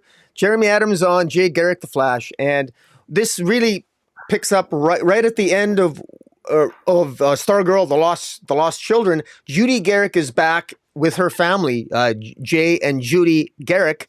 They lost their daughter in the 1940s, and this is really the story explaining what happened back in the 1940s, and where they had a daughter, and it's essentially, this issue reveals an old adventure where Jay and his daughter Judy Garrick, known as the Boom, they go and they battle against the supervillain known as Dr. Elemental, and in stopping Dr. Elemental, Judy Garrick, or the Boom, stops the Dr. Elemental, but somehow something happens that as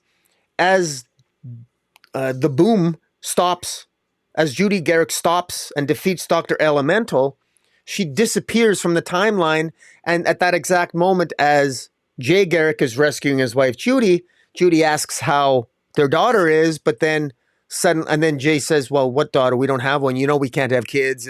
And all of a sudden, it was like it's very tragic. It's so tragic because all of a sudden the memory of the daughter is completely taken from their minds, and that moment where, you know, that memory of their daughter is taken from their minds, that the next page it shows Judy Garrick, an older Judy, now in her 70s or 80s, crying as she suddenly remembers a young Judy, exactly how she remembered it when she disappeared, appear right before her in present day. I thought that was very well done, and kudos to Diego Ortega, the artist, and Luis Guerrero on the colors. I thought it was very well done, and this had a little bit. I felt some degree of I felt some of the emotional resonance on that aspect of it. The Boom. I still, you know, Jeremy Adams is usually pretty good at his character work, and he was good at developing the family of Wally West and Linda and Jay and Irie West. And I think that he's slowly going to be doing that here. Judy Garrick has to get used to life. I mean, I can't imagine going from the 1940s to the year 2023, how the adjustment that somebody like Judy Garrick, somebody like, the Boom would have to make. And she, you know, those adjustments that she's going to have to make are, I guess we'll see more of it as the issues, as the story continues. This issue in and of itself, not a lot happens. As soon as Judy gets back, the Boom gets back in the present day, she's right away trying to be a superhero again and stopping a bank robbery. And there doesn't really seem to be, she doesn't really have to adjust to a lot, because, stopping a bank robbery in the 21st century is probably very similar to stopping a bank robbery in the 1940s on the surface. But there's a lot more changes in society that she's got to become accustomed to, that she hasn't really gotten into yet. Jay Garrick shows up, and ultimately so does Dr. Elemental again. And because now that Judy's got her memories back, and now the world knows that Judy Garrick is alive, what's the truth about Dr. Elemental? Who is Dr. Elemental? Judy Garrick recognized him before she disappeared into the timeline. She recognized him. Is she going to tell her parents who she is? Does Judy still remember who the Dr. Elemental is now that she's in the present day? Where these are open questions. Is Dr. Elemental an existing character? Is he a new character? We don't know. That's sort of the central mystery that ends the first issue. And, again, I thought that it was interesting because I really didn't have any idea what Jeremy Adams was going to do with this character. It's a brand new character. How do you handle it? And I thought he did a reasonably good job, because we do need to know the circumstances that Judy Garrick disappeared, and we were given that, and now he can build on from there. And at some point, this Dr. Elemental must be quite the villain. And what did he gain from it? What has Dr. Elemental been doing over the last 50, 60, 70 years? How powerful is he? Who is he? A lot of very interesting questions, and I'm curious to see where it's headed. What do you think? Yeah, I agree. I think one of the things that's problematic is how the Golden Age characters are so cemented in World War II, and obviously they're heroes, and so they're fudging them with their ages a little bit. Like anybody who was alive in World War II to the point where they could be married and have a kid is going to be well into their hundreds, not 70, like supposedly Jay and Judy are here. So yeah, they're fudging with the age a little bit, and it's sort of problematic. And as more time goes by, it's going to make it a little tougher. So yeah, you sort of feel that angst and that pain. Certainly if you're a parent, maybe even more so that if your kid disappeared and then came back, 50, 60, 70 years later, and you were the same age, or they were the same age, and you had aged. You think about all the time lost and what have you. So yeah, that portion of it really works. But I think the strength of the story is in the mystery that Adams has created, and he does it right from the beginning in a subtle way, and then calls back to it later where you realize a little more what's going on. You mentioned it with the Dr. Elemental, and with that moment where Jay is first approaching her and mentions the boom, and then as he gets closer to her, it's almost like he enters the field of influence where his memory is erased, and then she says something about Judy says something about their daughter, and he goes, "Oh, we don't have a daughter. We can't have kids." And you're like, "Well, you just the word balloon before said the boom," and so what does Dr. Elemental have to do with it? Who is he? Why does he care? How does it tie in with the childminder? So we know Jeremy Adams has worked with Jeff Johns previously on the Beyond Flashpoint stuff, and obviously Johns wrote the Lost Children Stargirl story. And so, yeah, Jeremy's in the know when it comes to adding to whatever Jeff Johns is doing in the DCU, and how much that might continue. I guess we'll see. We'll talk tomorrow on the New York Comic Con episode about his announcement with some others at Image. So how much work is he going to continue to do for DC? Remains to be seen. How much is he doing with his film stuff? And still don't, I'm not going to point the finger at anybody, but Jeff Johns' books do tend to be late. Whether it's him or the artist, can't really say, but they don't seem to be able to stay on a schedule. We've seen that with his last 3 times. We saw it with Doomsday Clock, we saw it with Shazam, now we're seeing it with Justice Society, unfortunately. So, but that's neither here nor there. This is fantastic. The Diego Orlatuga art is gorgeous. Reminds me a little bit of Todd Knox art. But yeah, just gorgeous, and has that classic superhero feel. Very primary and bright colors from Luis Guerrero, which adds to that classic timeless feel. So yeah, big fan of it. All right, up next we have Catwoman 58, Gotham War Part 5. I don't think we're going to have much argument on this one like we've had on a lot of Gotham War issues, but written by Tinny Howard, Nico Leone on art, Veronica Gandini on colors, Lucas Gattoni on letters. I shudder to ask what you thought of this. Well,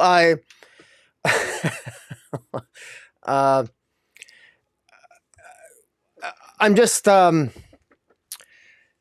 central, here's my frustration is, on the one hand, well, I'll take the debates, the ranting back and forth, the arguments, the fun stuff you and I argue about. That's part of the enjoyment of reading comics, that readers can read the same thing and disagree and debate. That's part of the enjoyment and the fun of it. And what the frustrating aspect of it is that some of the stuff that you and I have sort of been ranting about and disagreeing about, it's not really going to be addressed. That's the sad part, is that I kind of want a little bit more of answers. And this, what I find out in this, this issue has Selina finally finding Batman, and she finds Batman, and he's completely incapacitated because he's struggling with the Batman of Zerna. And rather than take him off the playing field or incapacitate him or knock him out, or you would think she would want to, stop him from, you think she'd have some fear that he's, she knows he's going through something. So why not, he's kind of a dangerous, you don't know what he's done with Jason Todd. Following the logic that's been established so far, I would have thought Selina would have been a little bit more aggressive and maybe, incapacitating him, or at least maybe handcuffing or something. but no, they just have this conversation like two lovers in the night, and they get along. Suddenly, Batman is no longer possessed by Batman of Zurana. He just recovers. He puts on his cape, and he says that we can't be enemies. I couldn't handle that. And they don't actually really talk about the issues. And then Batman tells her at one point, well, you really could stop. Catwoman says, I'm worried about you. Batman says, well, Catwoman says, I'm worried. And he says, well, what's there to worry about? Just tell your minions or your thieves not to commit crimes. And she goes, I'm worried about you. And okay, then another way to sidestep the issues that you and I and other readers have been arguing about. So, and then Selina's worried about Jason Todd, as if, since when has Selina ever cared about Jason Todd? And then what's odd here is that we thought Batman of Zurana was the crazy one that did what he did to Jason Todd. But no, it would appear that Bruce Wayne, the sane part, it wasn't Batman of Zurana that's telling Selina that, oh no, I just did what I did to Jason Todd. I did for his own good.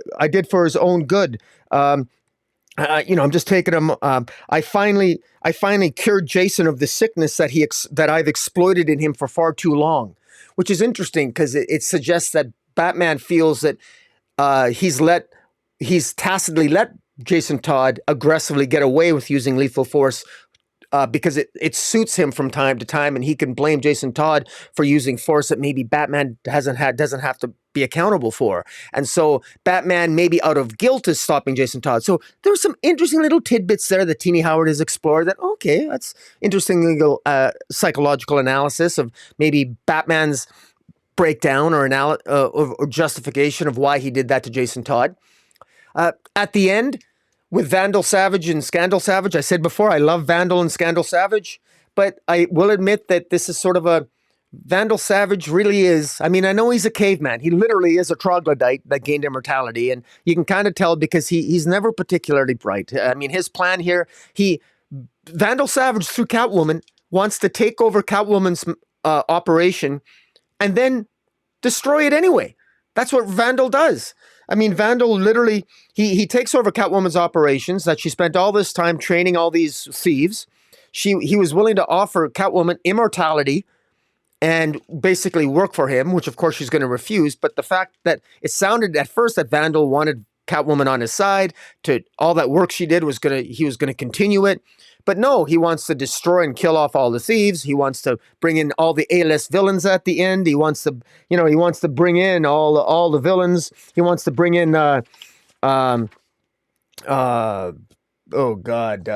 Firefly, Professor Pig, Ventriloquist, Calendar Man, Two-Face, Black Mask, and he wants to basically offer them immortality. He wants to let them think that they're his generals until the end, and he's probably going to betray them. So Vandal Savage really just seems to be an agent of chaos here, and I'm not really sure what his end game is, but what it does is that it eliminates the central conceit of this entire storyline.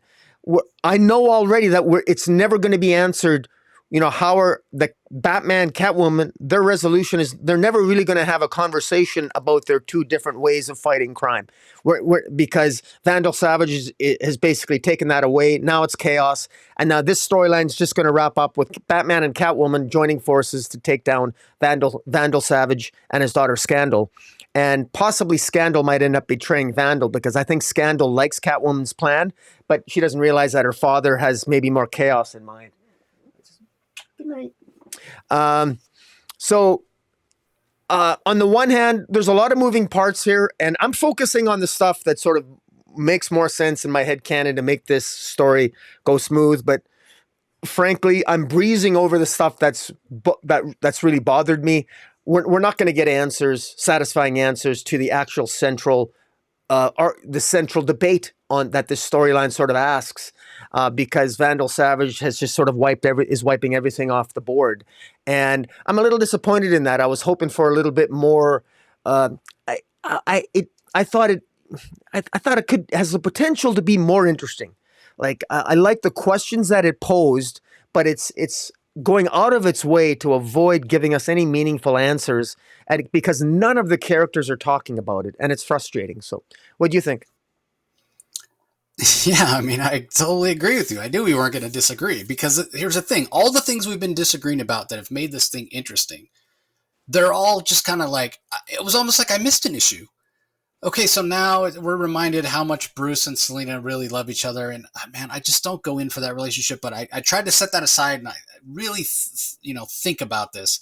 Okay, if these people really do love each other as much as they say they do, and what have you, then how does that really work? What happens in terms of would they set aside their differences and what have you? Yeah, I guess it could work like that, but it does, like, where's the trauma? Where's, like, it's just so disjointed and the pacing feels off, and I was just like, what the heck is going on? Like, even to the point, you look at the very first page and Catwoman finds Batman on a roof and he's got his mask off and he's like depressed and he's having issues, and she's like, oh, are you okay? And then all of a sudden he stands up and puts the mask on, and now I'm macho and now I'm Batman and I'm not going to deal with my trauma or whatever. Like, there was a reason he was acting crazy, and now we're just going to gloss over that and forget about it because, well, now there's a bigger threat, right? Now Vandal Savage is the threat.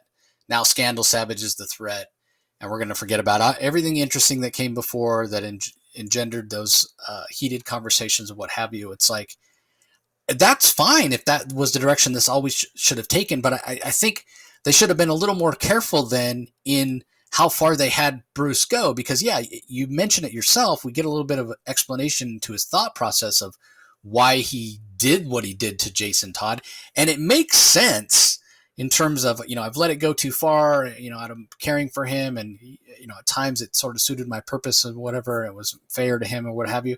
So that all makes sense, but it still doesn't make sense that Bruce would be the hero and the kind of the righteous um, sort of values that he's had to drug to and permanently cripple his protege, right? His one of his sons. That still doesn't make sense to me without the craziness and the trauma. And if that craziness and trauma is there, then why did it all of a sudden go away? And now he's willing to work with Catwoman or whatever. Like, it just, it doesn't feel. It feels like we're missing something. It feels like we missed a step where, Yeah, agreed. like, if they had, if Catwoman had approached Batman the way she did on the first page of this book, and he was like, I'm struggling not to lash out at you. What you're doing is wrong. He does say it here. You need to tell your people to stop robbing people. That was one thing we always agreed on, that Catwoman wasn't right, but Batman wasn't right either. A Catwoman's solution, the positive of what she was doing was it lowered violent crime. The negative of what she was doing was it was still crime, and there's no such thing as a victimless crime. Even if it's the rest of everybody else whose insurance goes up, insurance premiums and what have you, they're still paying the price. You can't just go steal from people and have there not be consequences. Even if they're rich people, there's always going to be consequences. Guess what? If insurance premiums go up, the rich people are more able to handle that than the middle class. So yeah, what Selena was doing wasn't right. Batman's response to it wasn't right either. But if she had approached him and they had some sort of like long drawn out, it could have been like, I'm just, again, playing script doctor, editor, what have you. It could have even been this interesting issue where they were sparring while they were having an intellectual conversation to keep it interesting, right? And come to some sort of agreement that, okay, we have to figure out a way to solve this, but let's stop with the physically hurting of, each other's people. Let's stop with the assaults and the breaking bones of these wannabe cat burglars. Let's stop with the drugging of Batman sidekicks and permanently scarring them. Because guess what? There's a bigger threat. Vandal Savage, Scandal Savage. That's what's important to focus on. To me, that it would have made sense. We're missing that piece. Instead, it's just she shows up on the rooftop. He's like there, a big mess, crying, and then she says something. He stands up. Okay, it's over. I'm fine now. Let's work together. Vandal Savage. It turns out one of my right hand people that I trusted is Scandal Savage, Vandal Savage's daughter. We need to work together. We need to make sure Gotham's in a good place. And so you're right, Rocky. All the stuff that engendered those conversations, those intense conversations we had, you're right. We're never going to get answers. It's all just going to get thrown away. And it ends up feeling like a lot of these stories do. What the hell was the point? What the hell was the point? You had an interesting story. It is possible, and I've said this many times in regard to story, it's possible for two people to disagree and they both be wrong. But there is a kernel of something positive there in that crime went down. So what can you do? How do you sustain that? How do you keep that going and stop with the burglaries and that sort of stuff. But no, and you know, I'm maybe I'm being a little harsh. It's not like these are easy questions to answer. It's not like if Chip Zdarsky or Tinny Howard had the answers to these questions, they'd be writing comics. They'd probably, honestly, if they could solve this problem, they should be like heads of government, right? Because these are societal problems. These are like problems that exist within the human condition. So I'm not saying there is an easy answer, but you know, it is important to tell these stories to start the conversation, and at least they did that.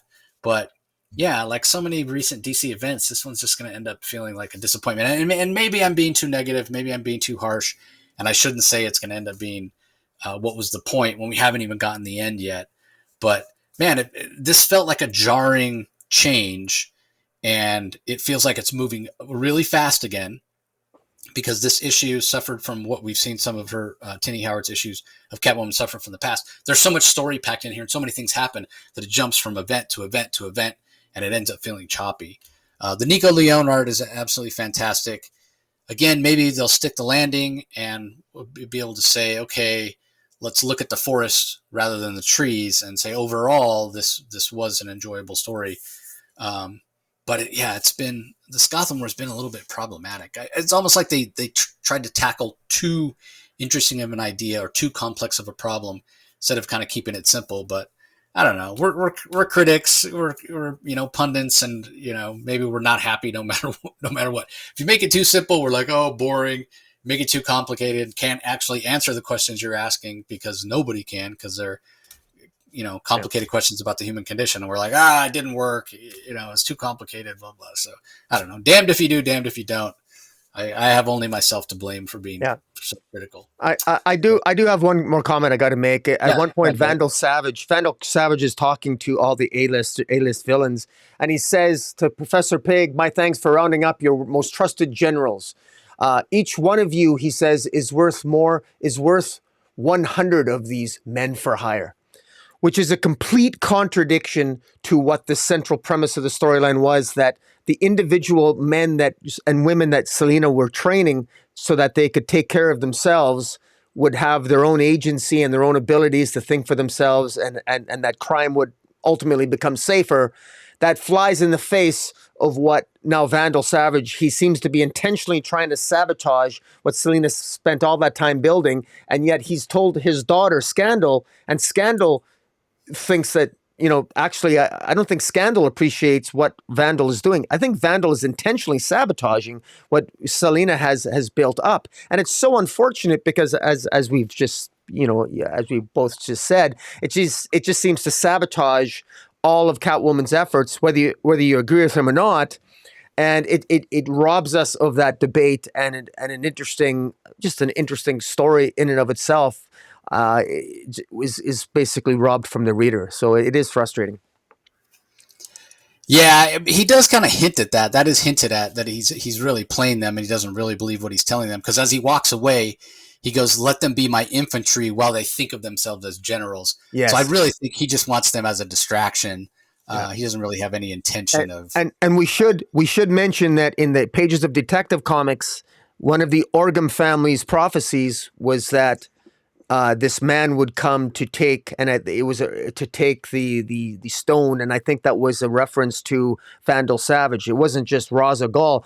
We got to remember that Vandal Savage joined this story through Detective Comics. He came to Gotham because of the Orgum family. Because he's prophesized to look for this because originally the idea of immortality wasn't just the Lazarus pit through Ra's al Ghul and through that lost city of Ermin or whatever it was, but Ra's al Ghul plays a role in Detective Comics, and that's what brought him to Gotham, and now he finds himself in this storyline, and I find myself wishing that he'd stay in Detective Comics because I respected him more, and he seemed more important when he appeared in Detective Comics. He seems more like sort of like just a wild card here in the pages of Batman and Catwoman, where he's ruining what could otherwise be a good debate. Yeah. Yeah, fair enough. It's all his fault. Yeah. All right. So up next we have the Harley Quinn Black, White, Redder #4. I know you didn't read the last issue of the anthology. Yeah. Did you get a chance to read this one? Okay. Yeah. Okay. Let me go over the credits real fast, and then we'll talk about what our thoughts are on on each of the particular issues. So Zoe Thorogood does the first story, story, art, and letters. She really is an up and comer, super talented. So it was interesting to see her take on Harley Quinn. The second one is written by Kyle Starks. We have art and letters by Chris Schweizer. And then the last story is, let me get there, written by Sean Lewis, art by Hayden Sherman, letters by Hassan Otsman Elhau. I'll just go first and say, like I say with all these, this, as much as I enjoy Zoe Thorogood, and I am a fan of her work, even her brilliance couldn't really make me care about these stories. Like, limited color palette, just simply not that interesting to me. Yeah, I sort of felt like, okay, these are Harley Quinn stories. I'm not really that interested. None of them stood out for me. None of them did much for me. I wasn't excited to read it. I saved it for last. Not save the best for last, but just because I wasn't looking forward to reading it. And yeah, I don't know. Like you said earlier, sometimes it's a state of mind. Maybe I just wasn't in the mood for it. But the last couple issues of this have been a real chore for me to read. So they're not bad comics. I want to stress that. They're not bad comics, technically very well done. And maybe these stories for Harley Quinn fans are scratching an itch of see different versions of Harley and what have you. But I'm not a Harley fan. I'm not the target audience for this. And sometimes, even if I'm not the target audience, I can still enjoy it. But yeah, these just aren't for me. They're just not really doing much for me. So I don't know. Maybe you had a different experience. I know you're a bigger Harley fan than I am. What did you think? Well, when I say I'm a Harley fan, I'm a fan of Harley with a very particular iteration that I haven't seen in comics for quite a while, quite frankly. But I agree. This isn't like a Superman, like with the Superman anthology when it's Superman red, blue, and white, or whatever, or Wonder Woman black and gold. We know who Wonder Woman is. We know who Wonder Woman is. We know who Superman is. But Harley Quinn is literally whatever that is completely different things, radically different things to different people. And you see that in these stories, and that's all well and good. You get very different stories, but honestly, Zoe Thorogood, I say this with respect, her art is really good. I had no idea what the hell this story was about. It was called Harley Quinn and the Seven Sidekicks. And for the life of me, I don't know what was going on. I didn't understand it. I read it, and it was like, I don't understand. It was I didn't understand what was going on. I wasn't even sure if it was actually starring Harley Quinn. Was it just a bunch of, like, literally I thought is this one girl pretending to be Harley, or is it Harley Quinn? I didn't get it. I straight up didn't get it. I didn't understand it. And I thought it was, I was lost. I was straight up lost. And I'm not going to sit here, maybe if you understand it, you can explain it to me. But I don't want to waste my time on it because it's just not important. And if you got something to say, I just don't understand what was it that Zoe Thorogood was trying to say with this story. I don't get it. I don't get what she was trying to say. Was it I don't know. I just straight up, it was completely over my head. I didn't get it. I didn't get it. So that's the first story. I don't know. Did you want to just my comments over the overall with the other stories as well, or did you want to? Yeah. I don't really have anything else to add. Okay. Well, I actually thought that the second story, Voice Traveling with Kyle Starks and Chris Schweitzer, I thought was a little bit better. Again, it was just really weird because I wasn't really sure what it was. Again, it was called the Dawn as a past bully of Harley Quinn, and Harley Quinn suppressed the memory of being bullied by this Dawn, and basically it ends with her just getting one up on a bully, and I didn't see the purpose of this. Again, this reinforces the ideas. What do these people think Harley Quinn is? I mean, there is no unifying thread of, like, sometimes she's good, sometimes she's insane. It's just all over the place, and I didn't get it. The final story, Golden Year, written by Sean Lewis. These writers, honestly, thank God I know they're better writers than this, because I don't know what the point of this was. The final one, called Golden Years, shows a dilapidated, old, disgusting-looking Harley Quinn. Just, a disgraceful looking old lady, uh, and it ends up. I'm not sure. It ends with her. She's just an old lady watching a TV about an older version, an old lady Harley Quinn watching a version of herself on TV. And again, I don't understand what the point was, but I hate to say this, but I can't recommend this comic. I just, for the life of me, I don't understand why anybody would find this entertaining. None of these stories were particularly good. I'm just absolutely shocked that this got editorial approval. I got to tell you, I'm so stunned. These are better writers than this. I can't believe Sean Lewis would want this to be in a comic, or Kyle Starks. Kyle Starks just did the Peacemaker series, did a fantastic job. And he, I can't believe he wrote Voice Traveling. I'm stunned. I'm absolutely stunned. But whatever. I don't understand this Harley Quinn, but I think that these are all cover buys. I mean, there's a lot of gorgeous covers. By all means, go out and buy the covers to some of this. Some of the covers are great, but man, try to make sense of these stories. I mean, I got to tell you, I was at a loss. Yeah, I can't. Said the same thing. I read them all, and I was like, "What was the point?" Like, I didn't. I mean, the third one, the one with the old Harley, was probably the most entertaining, just because it was so ludicrous. Or her, wanting to watch soap operas, and the alien from Alien shows up. It was just like really weird and out there. But at least it tried to do something. Um, the others were, yeah, the others were a bit problematic. So, yeah. All right, on to the last book we're going to talk about in detail. It's Nightwing number 107, written by Tom Taylor. Stephen Byrne is the artist. Adriana Lucas on colors. Wes Abbott on letters. Give us your thoughts on this one. It was pretty interesting, I thought. I enjoyed this. I thought, one of the most controversial and I think, dare I say, divisive areas of Nightwing's history was when he was Rick Grayson, when he was shot in the head by KG Beast during Batman's run, Tom King's Batman run, which Tom King's Batman run was a very divisive run amongst Batman readership, and it resulted in a huge long run. Where most of Nightwing's run at that time, when he was Rick Grayson, was written by Dan Jurgens, and I don't think it was particularly well received, quite frankly. When he was Rick Grayson, he had a girlfriend, a love interest by the name of Beatrice Bennett, who he ultimately ended up breaking up with. At the end of that, when he gained his memory of Dick Grayson back, he broke up with her. But kudos to Tom Taylor for making that an area of Rick Grayson. Far more interesting than that Rick Grayson run ever was. And I say that with great respect to Dan Jurgens, but I just, it wasn't a fan favorite. At least it wasn't my fan favorite.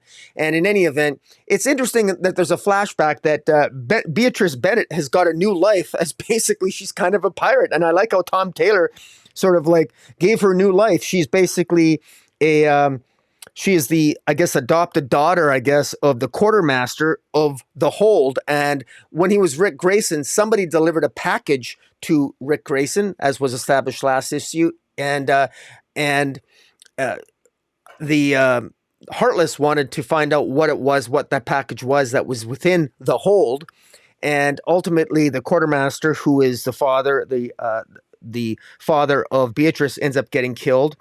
And she is the new quartermaster now. She's Doctor, and she's actually, I guess she's her. The legacy of her name is Blood. She's Captain Blood, and it's quite a cool name. And that's how Bloodhaven apparently got its name, which was interesting. That it was Blood's Haven. So the legacy of Beatrice's family legacy, even though it's not her blood legacy. She's got her brother named Kirk, who apparently was disowned by their father. He might be coming back into the fray at some point in the future. We have not met him yet, but the idea that Blood's Haven, where Captain Blood resides, is Blood's Haven. Well, that's how Bloodhaven got its name. That's kind of cool.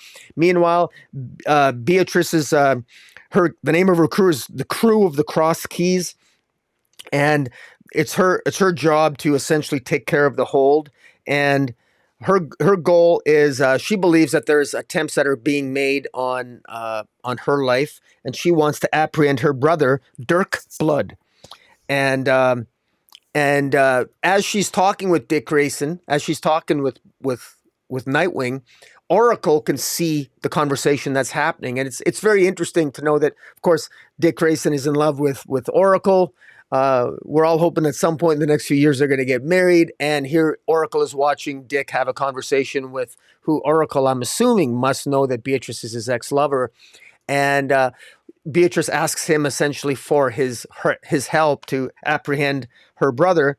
And ultimately, Dick agrees to help her find her brother. And he even dresses up and looks like a pirate. And Beatrice insists that for the duration of the mission, you will look like the cover of a romance novel. So I thought that was kind of funny.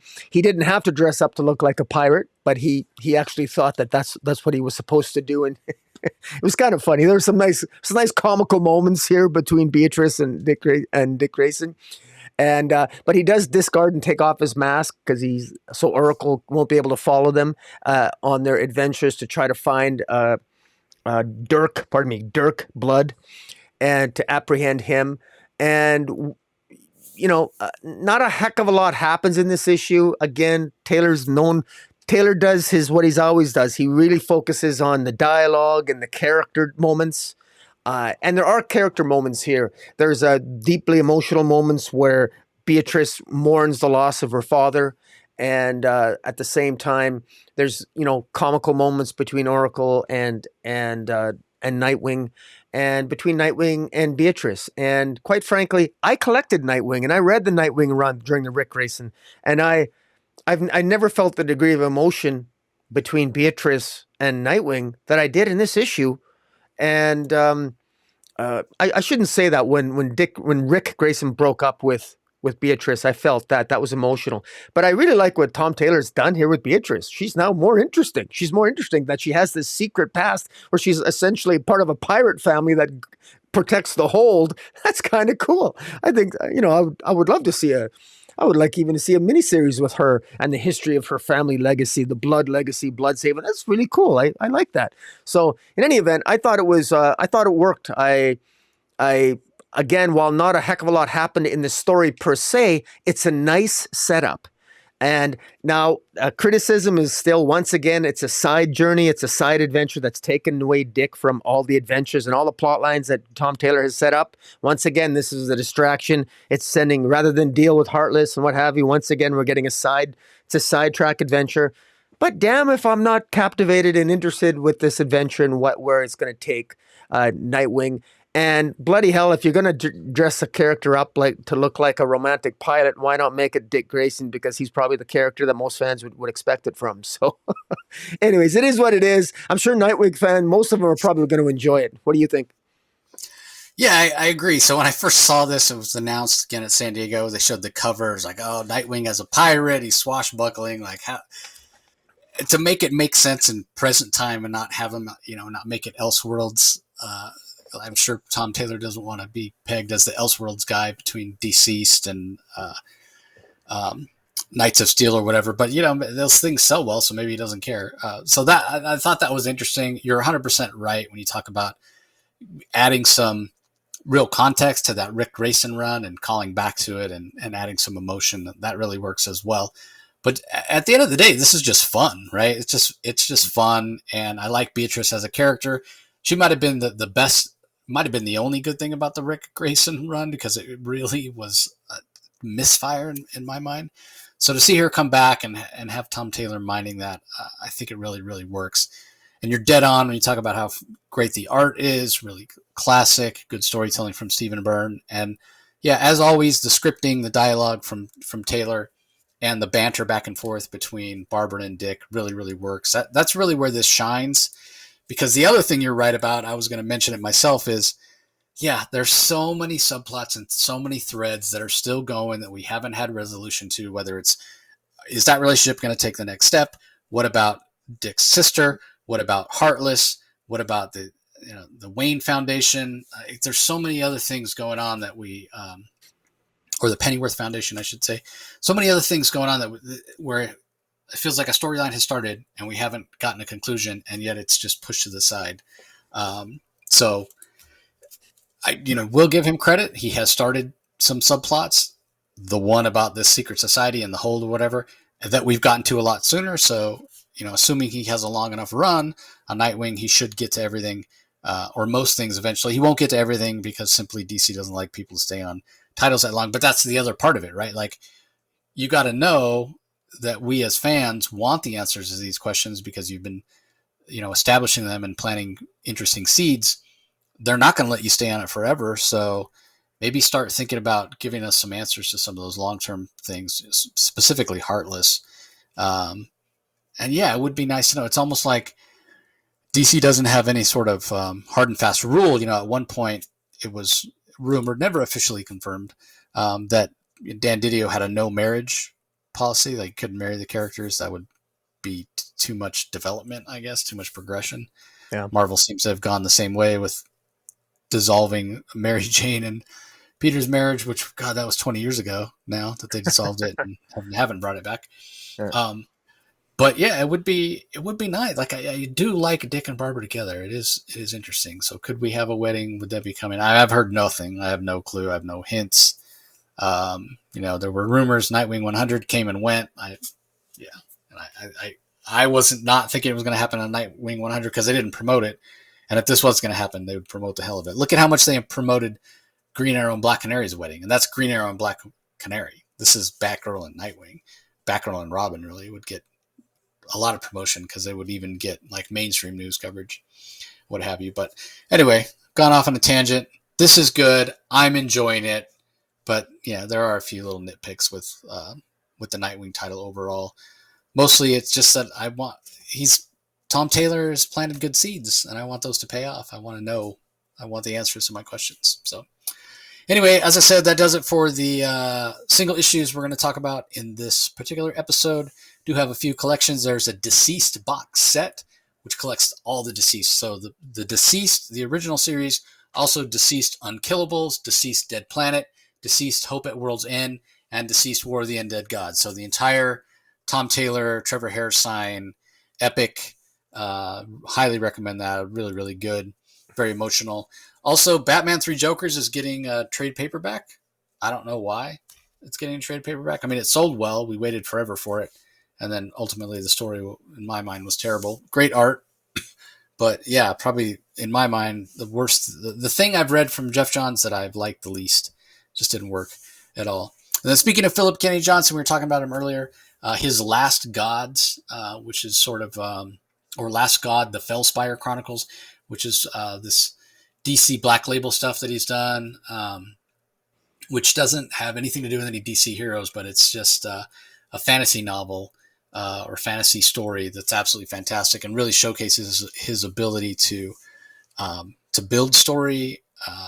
Dan Waters does some of the writing as well. Riccardo Federici's gorgeous art in it. So highly, highly recommend that. That's book 1. So it collects Last God 1 through 12, Last God Tales, the Book of Ages #1, and Last God Song of Last Children #1. So more to come with Last God. And then Teen Titans Go box set, which collects, this is the second one. It collects Teen Titans Go Volume 4, Teen Titans Go Volume 5, and Teen Titans Go Weirder Things. If you're a fan of Teen Titans Go, look for that. So that does it for the collections. Moment of truth, Rocky. You're going to have to pick your book of the week. What are you considering? Well, I'm going to narrow it down. It's I'm thinking out loud as I'm saying this. My top 3 would be World's Finest, Green Lantern War Journal, and Nightmare Country. I really enjoyed those 3. If I have to pick between those 3 right now, I got to say the one that resonated with me the most, probably overall in terms of impressive, both in story and art, I'm going to go with Green Lantern War Journal, PKJ. I really enjoyed it. Would be the one. I really thought we were going to be on the same page with this. And then you said 3 that really stood out for you. And I was like, yes, we are going to be on the same page, because I also have 3 that really stood out for me, but they are not. Well, you said World's Finest, right? So that one we have in common. Okay. But the other 2 are different. So I thought the J. Garrick Flash was a lot of fun. And I enjoyed the start of that, and it's got some intriguing questions. Really like the Dr. Elemental character. And then speaking of fun, I had a blast reading Justice League versus Godzilla versus Kong. And how can I not pick a book that it roars when you open it? So I thought that was really Yeah, fantastic as well. But ultimately, as much as I enjoyed the Flash, as fun as Justice League Godzilla Kong was, and maybe once they start fighting, and if I get to see Batman in a giant mech, maybe that will be book of the week for me when we get to a subsequent issue. But I gotta go with World's Finest. Number 20 from Mark Waid. And the reason that one kind of takes the cake for me is I mentioned Kingdom Come not being like one of my favorites, and I think part of it was just by the time I got a chance to read Kingdom Come, like it had been out for a while, and everybody was talking about, oh, it's so good, it's so good. Like it was built up so big in my mind, there was kind of no way it possibly could have led up to or lived up to the expectations in my mind, like yeah, as the greatest comic ever written, which happens from time to time. Um, but like I said when I was talking about this issue in detail, adding this context and seeing the kind of the origins of Magog, it's fleshing out that Kingdom Come story that's like 25 years old for me. Like it's because that was one of the things that I didn't really like about it. Magog was in a way this like mustache twirling villain, right? Like he was such a huge threat. He was so dangerous. He was so malevolent. There was nothing redeeming. You couldn't really see his point of view. Couldn't really relate to him. He was just almost like this walking natural disaster that the heroes couldn't stop, and eventually they got to get Superman um, involved to stop him. So adding some context, seeing him as a little kid when he's vulnerable, whatever. It's in my mind, it's improving on or adding contextual information to Kingdom Come, the that two-part story that is 25 years old, and that's really impressive. So the seeds had been planted previously, mentioned in various articles, and we talked about it here. And now that it's paying off, Wade's doing a fantastic job. He's showing what a incredible writer he is. So, and it does help that he wrote the original Kingdom Come story. So yeah, he's adding to his own story, which is way better than when you do something like it's happening in Hawkman yeah. or Hawkgirl rather, or other retcons we've seen Brian Michael Bendis adding to the Yeah. destruction of Krypton or whatever. Like when it's your own story, you want to go back and add stuff. Yeah. I'm more okay with And that. it should say I should say that Mark Waid did do an interview with John Cetrus on Word Balloon, and he indicated that there were some plot points that he didn't want to. He knows some things that Alex Ross, co-writer of Kingdom Come, Alex Ross, he knew that he confirmed everything with Alex Ross. He didn't want to step on. There are certain characters that Alex Ross and plot points that Alex Ross said he consulted with Alex Ross on in terms of not wanting to step on his toes on certain characters or change certain things, and so he did. Just I thought that was interesting and very very respectful because they did co-write Kingdom Come, and Alex Ross obviously that's his passion, was one of his probably most famous works as well. So Yeah, 100%. That's kind of the well, Marvels was really the book that put Alex Ross on the map, but Kingdom Come followed that right, quickly and kind of solidified his status as a superstar. So, anyway, that's going to do it for this episode, everybody. Yeah, hoping to have a New York Comic Con episode out tomorrow, talk about some of the news there, and then I should have some other interviews coming out toward the end of the week and on into next week, heading into the holidays, 12 days of the comic source and what have you. So, look for that. Anything to add, Rocky? Any last thoughts? not really, not really. I just I wish I was in New York this past weekend. It sounded like a lot of people had a lot of fun, and I guess maybe I don't know if I'll. I guess maybe we will talk about what some of DC's announcements or not. Maybe later this week. We'll see, right? Yeah, 100%. Okay. Yeah, I haven't gone the last 2 years, and I was planning on going this year, and I had to cancel about 2 weeks ahead of time.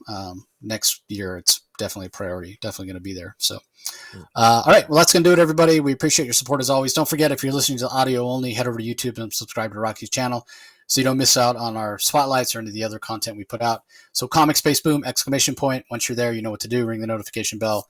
Leave some comments. We get great conversations going there, and subscribe to the channel.